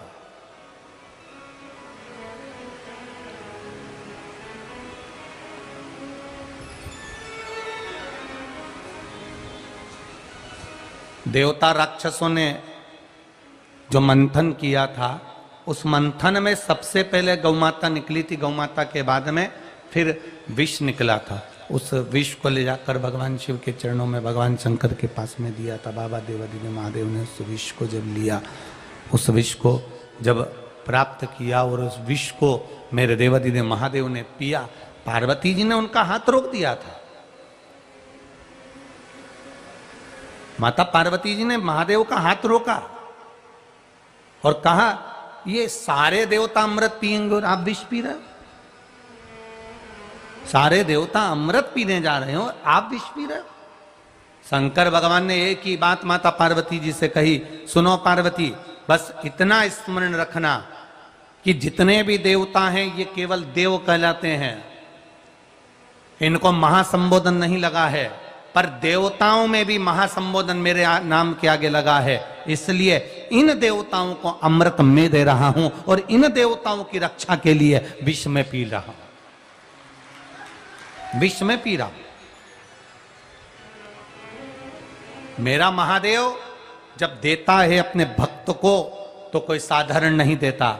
मेरा महादेव अपने भक्त को देता है तो श्रेष्ठ देता है। जैसे एक छोटा सा बच्चा, उसके एक हाथ में सेवफल इसमें भी है, उसके एक हाथ में सेवफल इसमें भी है, दोनों हाथ में सेब रखा है।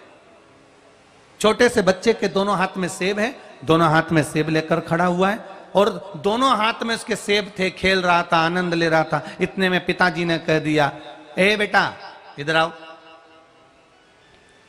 इधर आओ जल्दी से। बच्चा पास में नहीं आया। पिताजी ने आवाज लगाकर कहा, तुम्हारे पास में 2 सेब हैं, इसमें से एक सेब मुझे दे दो। इतने में बच्चा उधर मुंह करा और सेब को अपने मुंह में भर गया। अब एक हाथ का सेब उसने मुंह में भरा, उसको तुरंत कुतर दिया। इतने में पिताजी ने कहा, बेटा लाओ एक सेब दे दो। अब बच्चे ने दूसरा हाथ का सेब लिया, उसको भी कुतर दिया।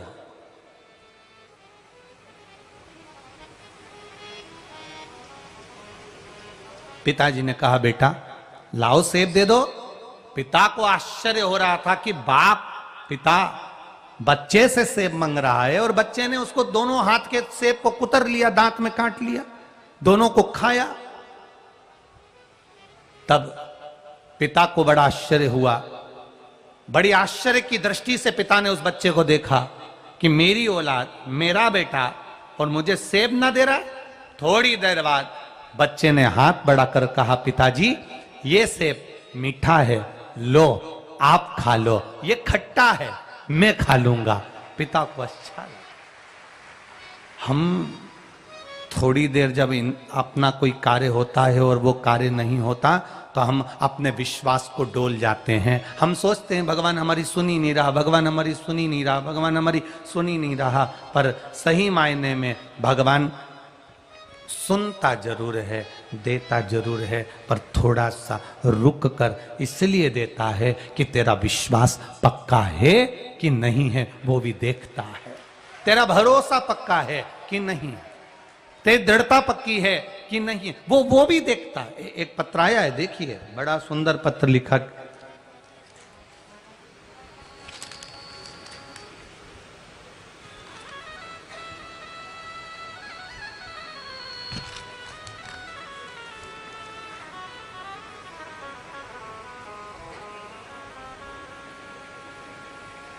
मैं प्रियंका पांडे, भारत देश के बिहार राज्य पश्चिमी चंपारण जिला बगहा गांधीनगर की निवासी हूँ। मेरा मायका गुरुदेव गाजियाबाद का है। कहीं बैठी हो तो हाथ हिला सकती हैं, आप ही हैं, दोनों हाथ हिला दो ऐसा। श्री शिवाय नमस्तुभ्यम। मेरी माँ पिछले 2.5 साल से पेट की गंभीर बीमारी से जूझ रही हैं, क्योंकि उनको कैंसर से पीड़ित हैं। बीमारी का नाम तो इतना भारी है गुरुदेव, क्योंकि कैंसर जैसी बीमारी जो सुनता है उसी को लगता है कि इतनी भारी बीमारी है। बहुत पैसा लगा चुके,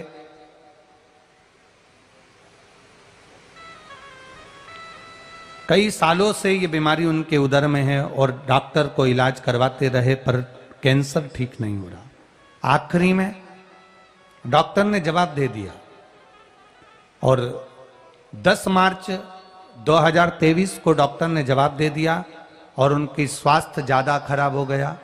उनको ऑक्सीजन भी लग गया और डॉक्टर ने कहा अब ये अंतिम सांस तक ऑक्सीजन लगेगा, जब तक इनके प्राण रहेंगे तब तक। तब टीवी पर कथा सुनी थी। आप कहते हो एक बार जो कथा के पंडाल में बैठकर कथा श्रवण करता है, दिल से जो मांगता है, बाबा उसको 3 महीने में दे देता है। गुरुदेव, हम कथा सुनने के लिए नोएडा चले गए, दिल्ली, और नोएडा के पंडाल में बैठकर हमने कथा सुनी और बाबा से बस इतनी प्रार्थना करी कि हमारी माँ को ठीक कर दो। और बाबा के उस भूमि की रज को अपने मस्तक पर लगा लेते थे जहाँ कथा होती थी और बाबा को प्रणाम करते थे। गुरुदेव, बाबा की ऐसी कृपा का वर्णन हुआ। गुरुदेव, मैंने कहा था अगर मेरी माँ कैंसर पीड़ित है, उसका ऑक्सीजन हट जाएगा, ठीक हो जाएगी, तो अगली कथा जहाँ होगी उस पंडाल में बैठकर कथा सुनूंगी। मेरी माँ ठीक हुई, ऑक्सीजन निकल गया, इसलिए यहाँ प्रणाम करने के लिए और कथा सुनने के लिए आई। बेटी है बहन, हर हर महा शिव तत्व है। ओ घड़ी, अब करो उसका भजन। खाली ना जाता कोई दर से तुम्हारे। हमसे लोग कहते हैं गुरुजी आप ये शिव पोथी पे चढ़ी हुई बेलपत्री का ऐसा क्या तत्व है?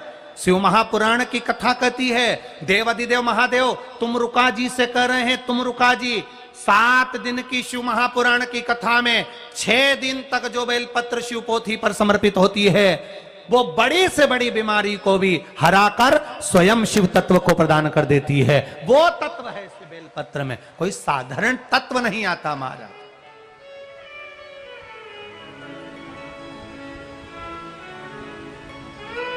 एक बेलपत्र, एक साधारण सी बेलपत्री, केवल एक बेलपत्र। कितना कितना लोग कहते हैं गुरुजी अगर हम पेड़ पे से बेलपत्र तोड़ लें और खा लें असर करेगी क्या? हम उनसे कहते हैं 1 कटोरी प्रसाद बनाना और भगवान के आगे रख देना, और 1 कटोरी प्रसाद भगवान के सामने रखना और 1 कटोरी प्रसाद फ्रिज के ऊपर रख देना। दोनों को खाकर देखना, स्वाद दोनों में अलग आता है। जो भगवान के सामने रखा उसका स्वाद बढ़ जाता है। साधारण नहीं है। या घर में जाकर पूरी सब्जी खाना, आप घर में जाकर कद्दू की सब्जी, मिक्स वेज सब्जी, राम भाजी घर में जाकर बनाकर खाना, अन्नकूट की सब्जी घर में बनाकर खाना, और एक भगवान के भंडारे की सब्जी खाकर देखना, दोनों में अंतर मिलेगा। वो भगवान का प्रसाद है, वो भगवान का स्वाद है उसमें।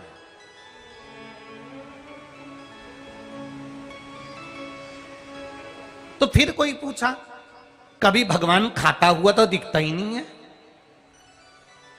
कभी भगवान तो खाता हुआ दिखता ही नहीं है। तो हम कहते हैं इस किताब में जो लिखा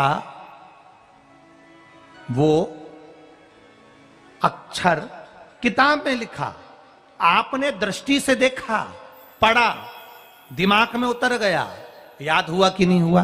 बोलो जम के। 1 बार पढ़ा, 1 बार देखा, 2 बार देखा, 3 बार देखा, पढ़ा, याद हुआ।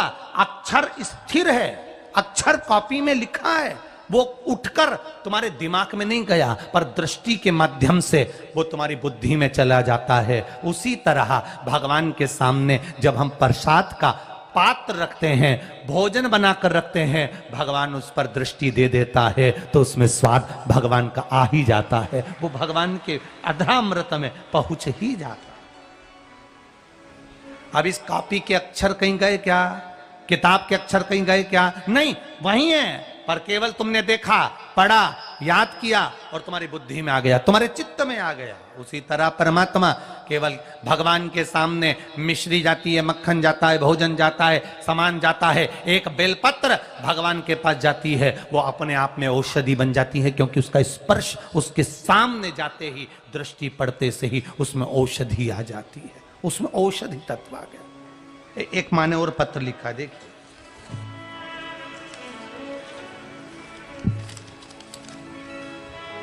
पहले एक माँ का फोटो देख लो, टीवी वाले भी आस्था चैनल पर इसका फोटो भी दिखा देना, जिसकी उम्र 75 वर्ष है। किडनी, लीवर, गुर्दे सब काम करना बंद कर दिए थे, डायलिसिस चलता था, 1 हफ्ते में 2। नाम है जिनने पत्र भेजा है, मिस सुनीता यादव, गुड़गांव हरियाणा से आई हूं। कहीं बैठी हो तो हाथ हिलाइएगा, आप ही हैं, दोनों हाथ हिला दो एक बार, हर हर महादेव। अब पत्र में ये 75 वर्ष की माता का आप फोटो देखेंगे, जिनकी किडनी, लीवर, गुर्दा सब डैमेज हो गया और केवल 10% काम कर रहा था, बाकी का पूरा शरीर डैमेज था। 72 ईयर, 72 साल की उम्र है इनकी। और गुरुदेव डायलिसिस भी चल रहा था, किडनी, लीवर सब काम करना बंद कर दिया था। बाबा से प्रार्थना करी थी कि बाबा अगर इनकी किडनी, लीवर काम करना चालू कर दे और डायलिसिस बंद हो जाए, तो जहां भी कथा हो रही होगी वहां जाकर, जिस दिन डायलिसिस बंद होगा उसके बाद जहां कथा रहेगी वहीं जाकर कथा सुनूंगी। हमने बाबा से प्रार्थना करी थी, बेलपत्र बाबा को चढ़ा हुआ खिलाना चालू करा, जल देना प्रारंभ करा और बाबा की कृपा से उनका डायलिसिस बंद हो गया। इसलिए हम कथा में यहां आकर प्रणाम करने आए हैं। ये शिव तत्व है। अब ठीक है बाबू, बैठिए। हर हर महादेव। शिव तत्व का स्मरण करो, भक्ति। आज अगर नेपाल देश के इस वीरगंज में कथा हो रही है और आप दिल से श्रवण कर रहे हो, हृदय से सुन रहे हो, तो निश्चित है खाली नहीं जाओगे। तुम्हारी झोली मेरा महादेव 3 महीने के अंदर भर ही देगा, ये निश्चित। दिल से सुनो, हृदय से।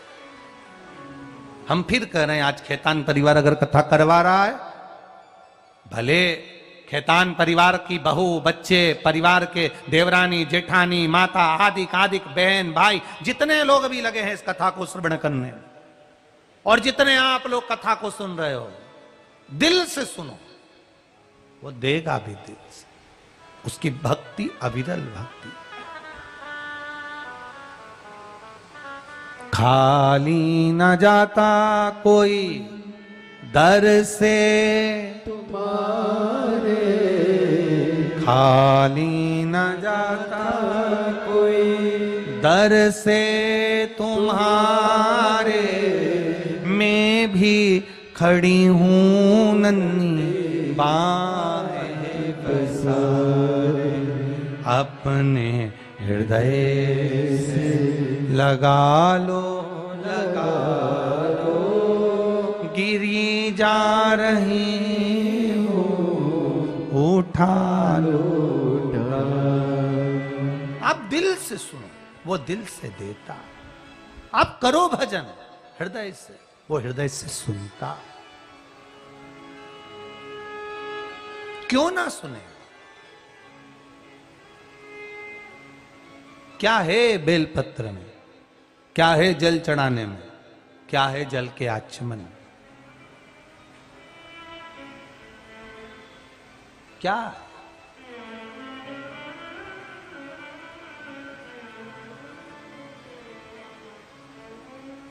शिव कथा करे। भगवान जब देता है अच्छा आपको देता है। जैसा बेटा 2 हाथ में सेब रखा, मीठा सेब अपने पिता को दिया, पर सेब पिता को दिया उससे पहले आप सब जितने लोग कथा सुन रहे थे सबकी दृष्टि कहां चली गई? लो, पिता को सेब ही नहीं दे रहा, दोनों खा जाएगा। वो पूरा झूठा कर लिया। झूठा इसलिए कर लिया क्योंकि पिताजी को देना नहीं था। नजर का इलाज है पर नजरिए का नहीं है। डॉक्टर आंख का इलाज कर सकता है, नजर का इलाज कर सकता है, पर व्यक्ति के नजरिए का इलाज नहीं कर सकता। देवरानी ने जेठानी से कुछ कहा, जेठानी ने देवरानी से कुछ कहा, भाभी ने ननंद से कुछ कहा, ननंद ने भाभी से कुछ कहा, भाई ने भाई से कुछ कहा, सब अच्छा चल रहा है। नजर का इलाज हो सकता है पर नजरिए का नहीं। फिर भी नजरिए में आ जाता है, इतना पैसा कहां से आएगा, क्या होगा, कैसे आएगा, वो तो लुटाने में लगा है। एक उनका लड़का है जो लुटा रहा है, उनकी लड़की है जो लुटा रही है। हमारा बच्चा नहीं लुटा रहा, हमारा बच्चा सब जोड़ रहा है, हम जोड़ रहे हैं और भाई का बच्चा लुटा रहा है, भाई का बच्चा खर्च कर रहा है, देवरानी का बच्चा खर्च कर रहा है, जेठानी का बच्चा खर्च कर रहा है। हमारे नजर का इलाज हो सकता है पर नजरिए का नहीं। अंदाजा लगाना किसके लिए कमाया है, इतना जोड़ा किसके लिए जोड़ा, किसके लिए तैयार किया। आज अपन ही अपना सुख नहीं भोग पाए तो वो जीवन बेकार है। जोड़ा जोड़ा जोड़ा, आखिरी में यहीं छोड़ा।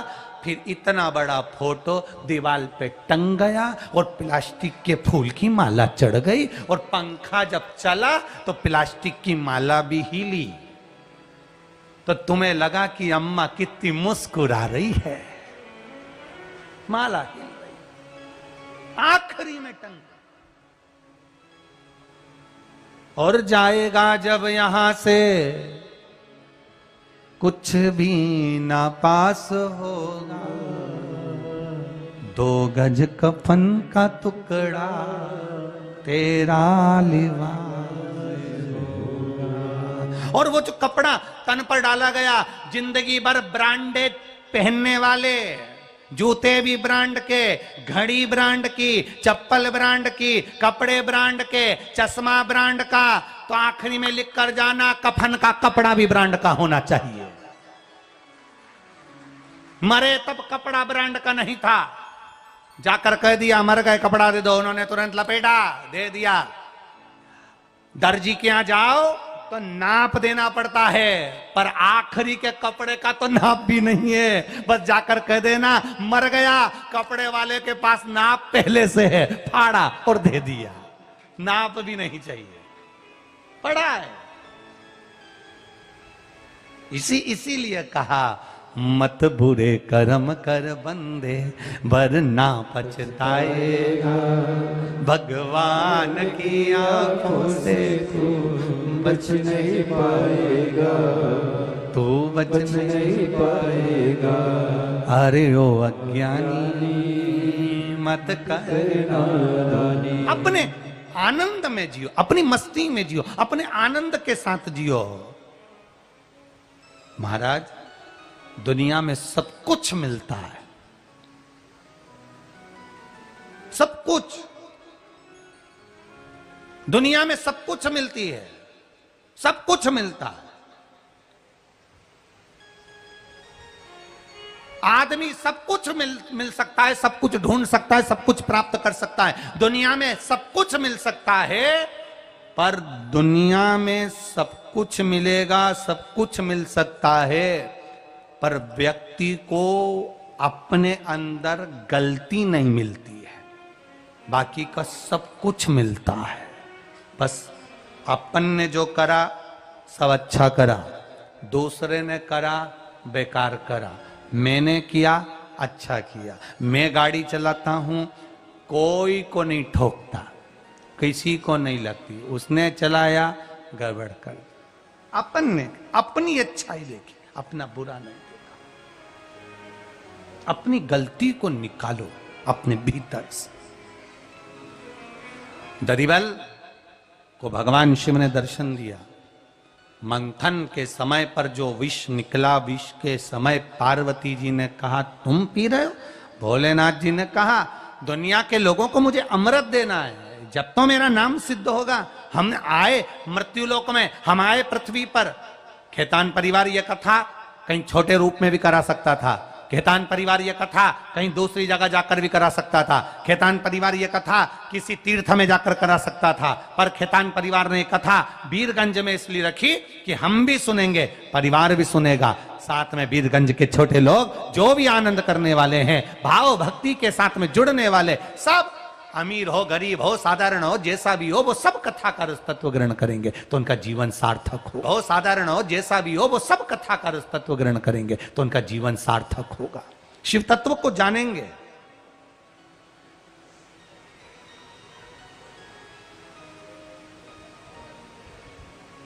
तो कितनी सुंदर बात है महाराज। खेतान जी, इत पशुपति नाथ हैं, उत विश्व, वीरगंज तो बॉर्डर पर है, इत पशुपति नाथ हैं, उत विश्व नाथ हैं, और बीच में शिव पुराण बचे धीरे धीरे चल रही है। इधर पशुपतिनाथ, इधर विश्वनाथ, और बीच में ये वीरगंज में शिव महापुराण की कथा का तत्व चल रहा है।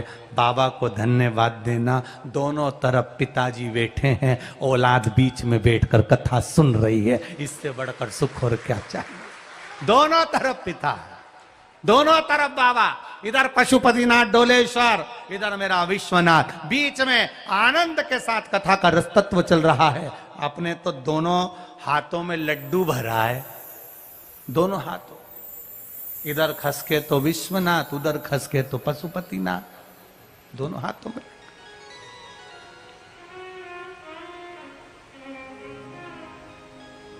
सुख का अनुभव करिए, आनंद का अनुभव करिए। दुख है जीवन में, ऐसा नहीं कि दुख नहीं, सबके जीवन में दुख आता है। जिस कुएं में से पानी निकलता रहता है, उस कुएं में नया पानी आता रहता है, नया पानी आता।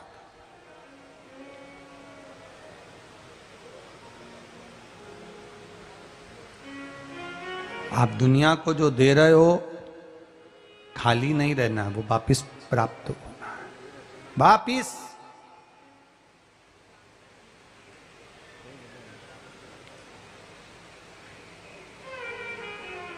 जो दुनिया को दे रहे हो वो मिलेगा आपको। हम हमेशा कथा में कहकर जाते हैं, कथा में आपने अगर 1 मिनट भी परमात्मा को दिया है तो वो अपने रजिस्टर में लिख के रखना कि मैंने 2 घंटे की कथा सुनी। दान किया है तो दान भी लिख कर रखना, किसी को पानी पिलाया है तो वो भी लिख कर रखना, किसी का मुख झूठा कराया तो वो भी लिख कर रखना कि मैंने कथा में ये किया है, और उसको लिख कर रखना कि इतने का अपन ने पानी पिलाया या इतने का अपन ने किसी का भोजन कराया। कथा में, शिव महापुराण में किसी का मुंह झूठा करवाया, वो लिख कर रखना कि इतने का कराया। 3 महीने इंतजार करना और बाबा पर छोड़ देना, जितना किया वो 1000 गुना होकर मेरा महादेव वापिस दे देता।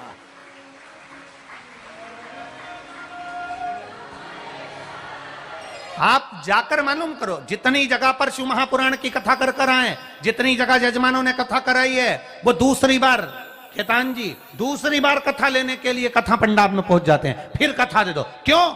बाबा इतना दे देता है, इतना दे देता है, क्योंकि हमारे तो 2 हाथ हैं जिनसे हम बटोरते हैं, उसके हजारों हाथ हैं जिससे वो लुटा देता है, जिससे वो लुटा। हम 2 हाथों से समेट नहीं पाते, इतना वो दे देता, इतना, इतनी कृपा। हमको नहीं लग रहा था कि नेपाल में, नेपाल देश के अंदर कथा होगी और इतने सारे पत्र आप लोगों के आ जाएंगे, हमें विश्वास नहीं था। पर आपके पत्र, जिन पत्रों को आप केवल पढ़ोगे तो आपको अंदाजा लगेगा। एक माँ ने लिखा, मेरा 12 साल का लड़का, 12th में पढ़ने वाला लड़का, 12वीं में पढ़ने वाला लड़का, जिसका लीवर काम करना बंद कर दिया था। एक माँ लिख रही है, मेरा 12वीं में पढ़ने वाला लड़का जिसका लीवर काम करना बंद कर दिया, लीवर ही समाप्त हो गया उस बच्चे का। और वो माँ पत्र में लिख रही है,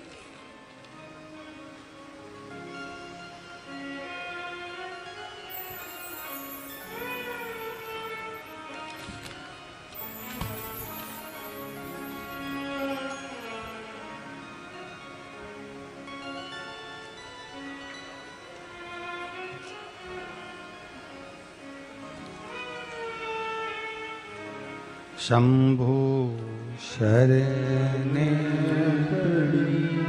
मांगो घड़ी रे घड़ी दुख काटो दया करीने दर्शन आपो दया करीने दर्शन आपो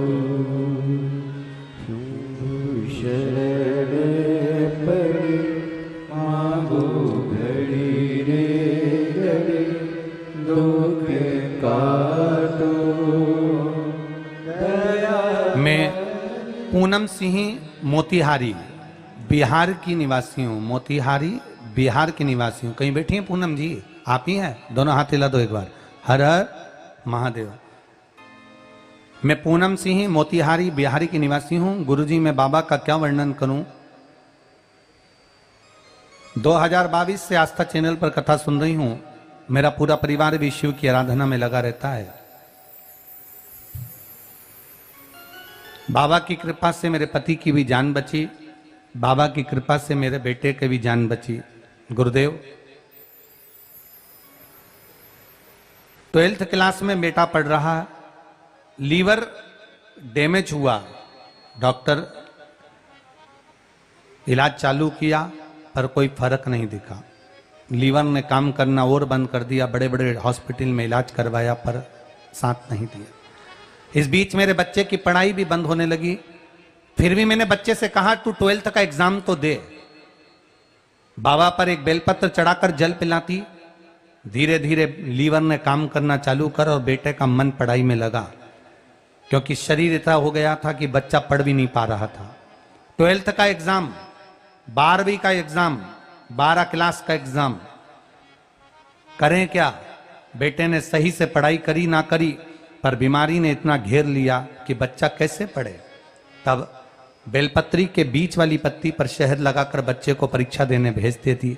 और बाबा की कृपा से मैं यहाँ प्रणाम करने इसलिए आई हूँ कि मेरे बच्चे का लीवर भी काम करने लगा और बच्चा 12वीं में पास हो गया। इसलिए मैं प्रणाम करने आई। बैठिए बहन। श्री शिवाय नमस्ते। शिव तत्व को जिसने जाना, भगवान की अविरल भक्ति को जिसने जाना और शिव तत्व को जिसने पहचान लिया। एक रक्सौल बॉर्डर से भी कोई आए हैं, baby Chaurasia, Raxaul Bihar. Mobile number लिखा उन्होंने, बेबी चौरसिया। कहीं बैठी हैं? आप ही हैं? पहले तो आपको बधाई बहुत बहुत कि आपने जो बाबा से मांगा था, आपके बेटे के लिए गवर्नमेंट जॉब आपने बाबा से बोली थी और बाबा ने यूडीसी ऑफ इंजीनियर में आपके बेटे को जॉब दी है। ये बाबा की कृपा पर हुई है। बहुत बहुत साधुवाद आपको, बहुत शिव कृपा। तो यहां शिव तत्व को जानने का मौका मिला। आप क्या दिए शिव जी? शंकर भगवान कह रहे हैं मेरा काम है केवल देने का, केवल देने का। करो प्रदान। एक कुएं में से जल निकालते रहोगे, नया पानी आता रहेगा। उस कुएं में से जल निकालोगे तो पानी आएगा, जल निकलेगा ही नहीं तो पानी कहां से आएगा? कुएं का पानी सड़ जाएगा, बेकार हो जाएगा।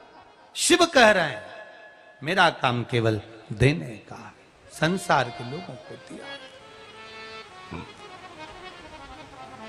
इसलिए मैं देव नहीं, क्या है? जम के बोलो जरा, महादेव है। महा संबोधन जो करता है, घर में भी हमारी कोई माँ हो, सासू हो, ससुर हो, देवर हो, जेठ हो, नातेदार, रिश्तेदार, कुटुंब, कबीले वाले वो देते हैं तो कह देते हैं साहब ये महान पुरुष है।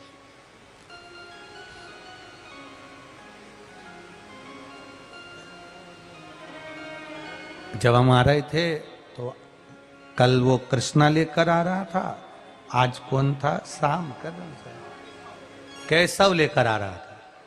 तो इनकी शादी करो तो निशान लगा देना हाथ थोड़ा। तो हम केशव से बोले, हमने कहा बाबू ये बात बताओ कि आगे करना क्या है। तो कहा गुरुजी पापा मम्मी बोले हैं कि पढ़ाई भी करो और कार्य भी करो, तुम्हें क्या करना है। बस गुरुजी। फिर आगे आया चौराहे पे, तो चौराहे से यहां तक लेते आते हैं, गुरुजी ये पूरा जो क्षेत्र है ना इसको ग्रीन बेल्ट बनाना है, यहाँ खूब पौधे लगाना है। तो हमने कहा बाबू प्रयास करिएगा कि इसमें बेलपत्री के पौधे भी लगाए जाएं, तो जीवन की एक आनंदता उत्पन्न हो। शिव महापुराण की कथा कहती है अगर कोई मुर्दा भी बेलपत्री के वृक्ष की छांव के नीचे से चला जाता है तो उसके लिए पिंडदान तर्पण करा ना करा उसको कैलाश धाम मिल जाता है। ये शिव तत्व है महाराज, ये हमारा शिव महापुराण का एक आनंद सुख है, एक आनंद है।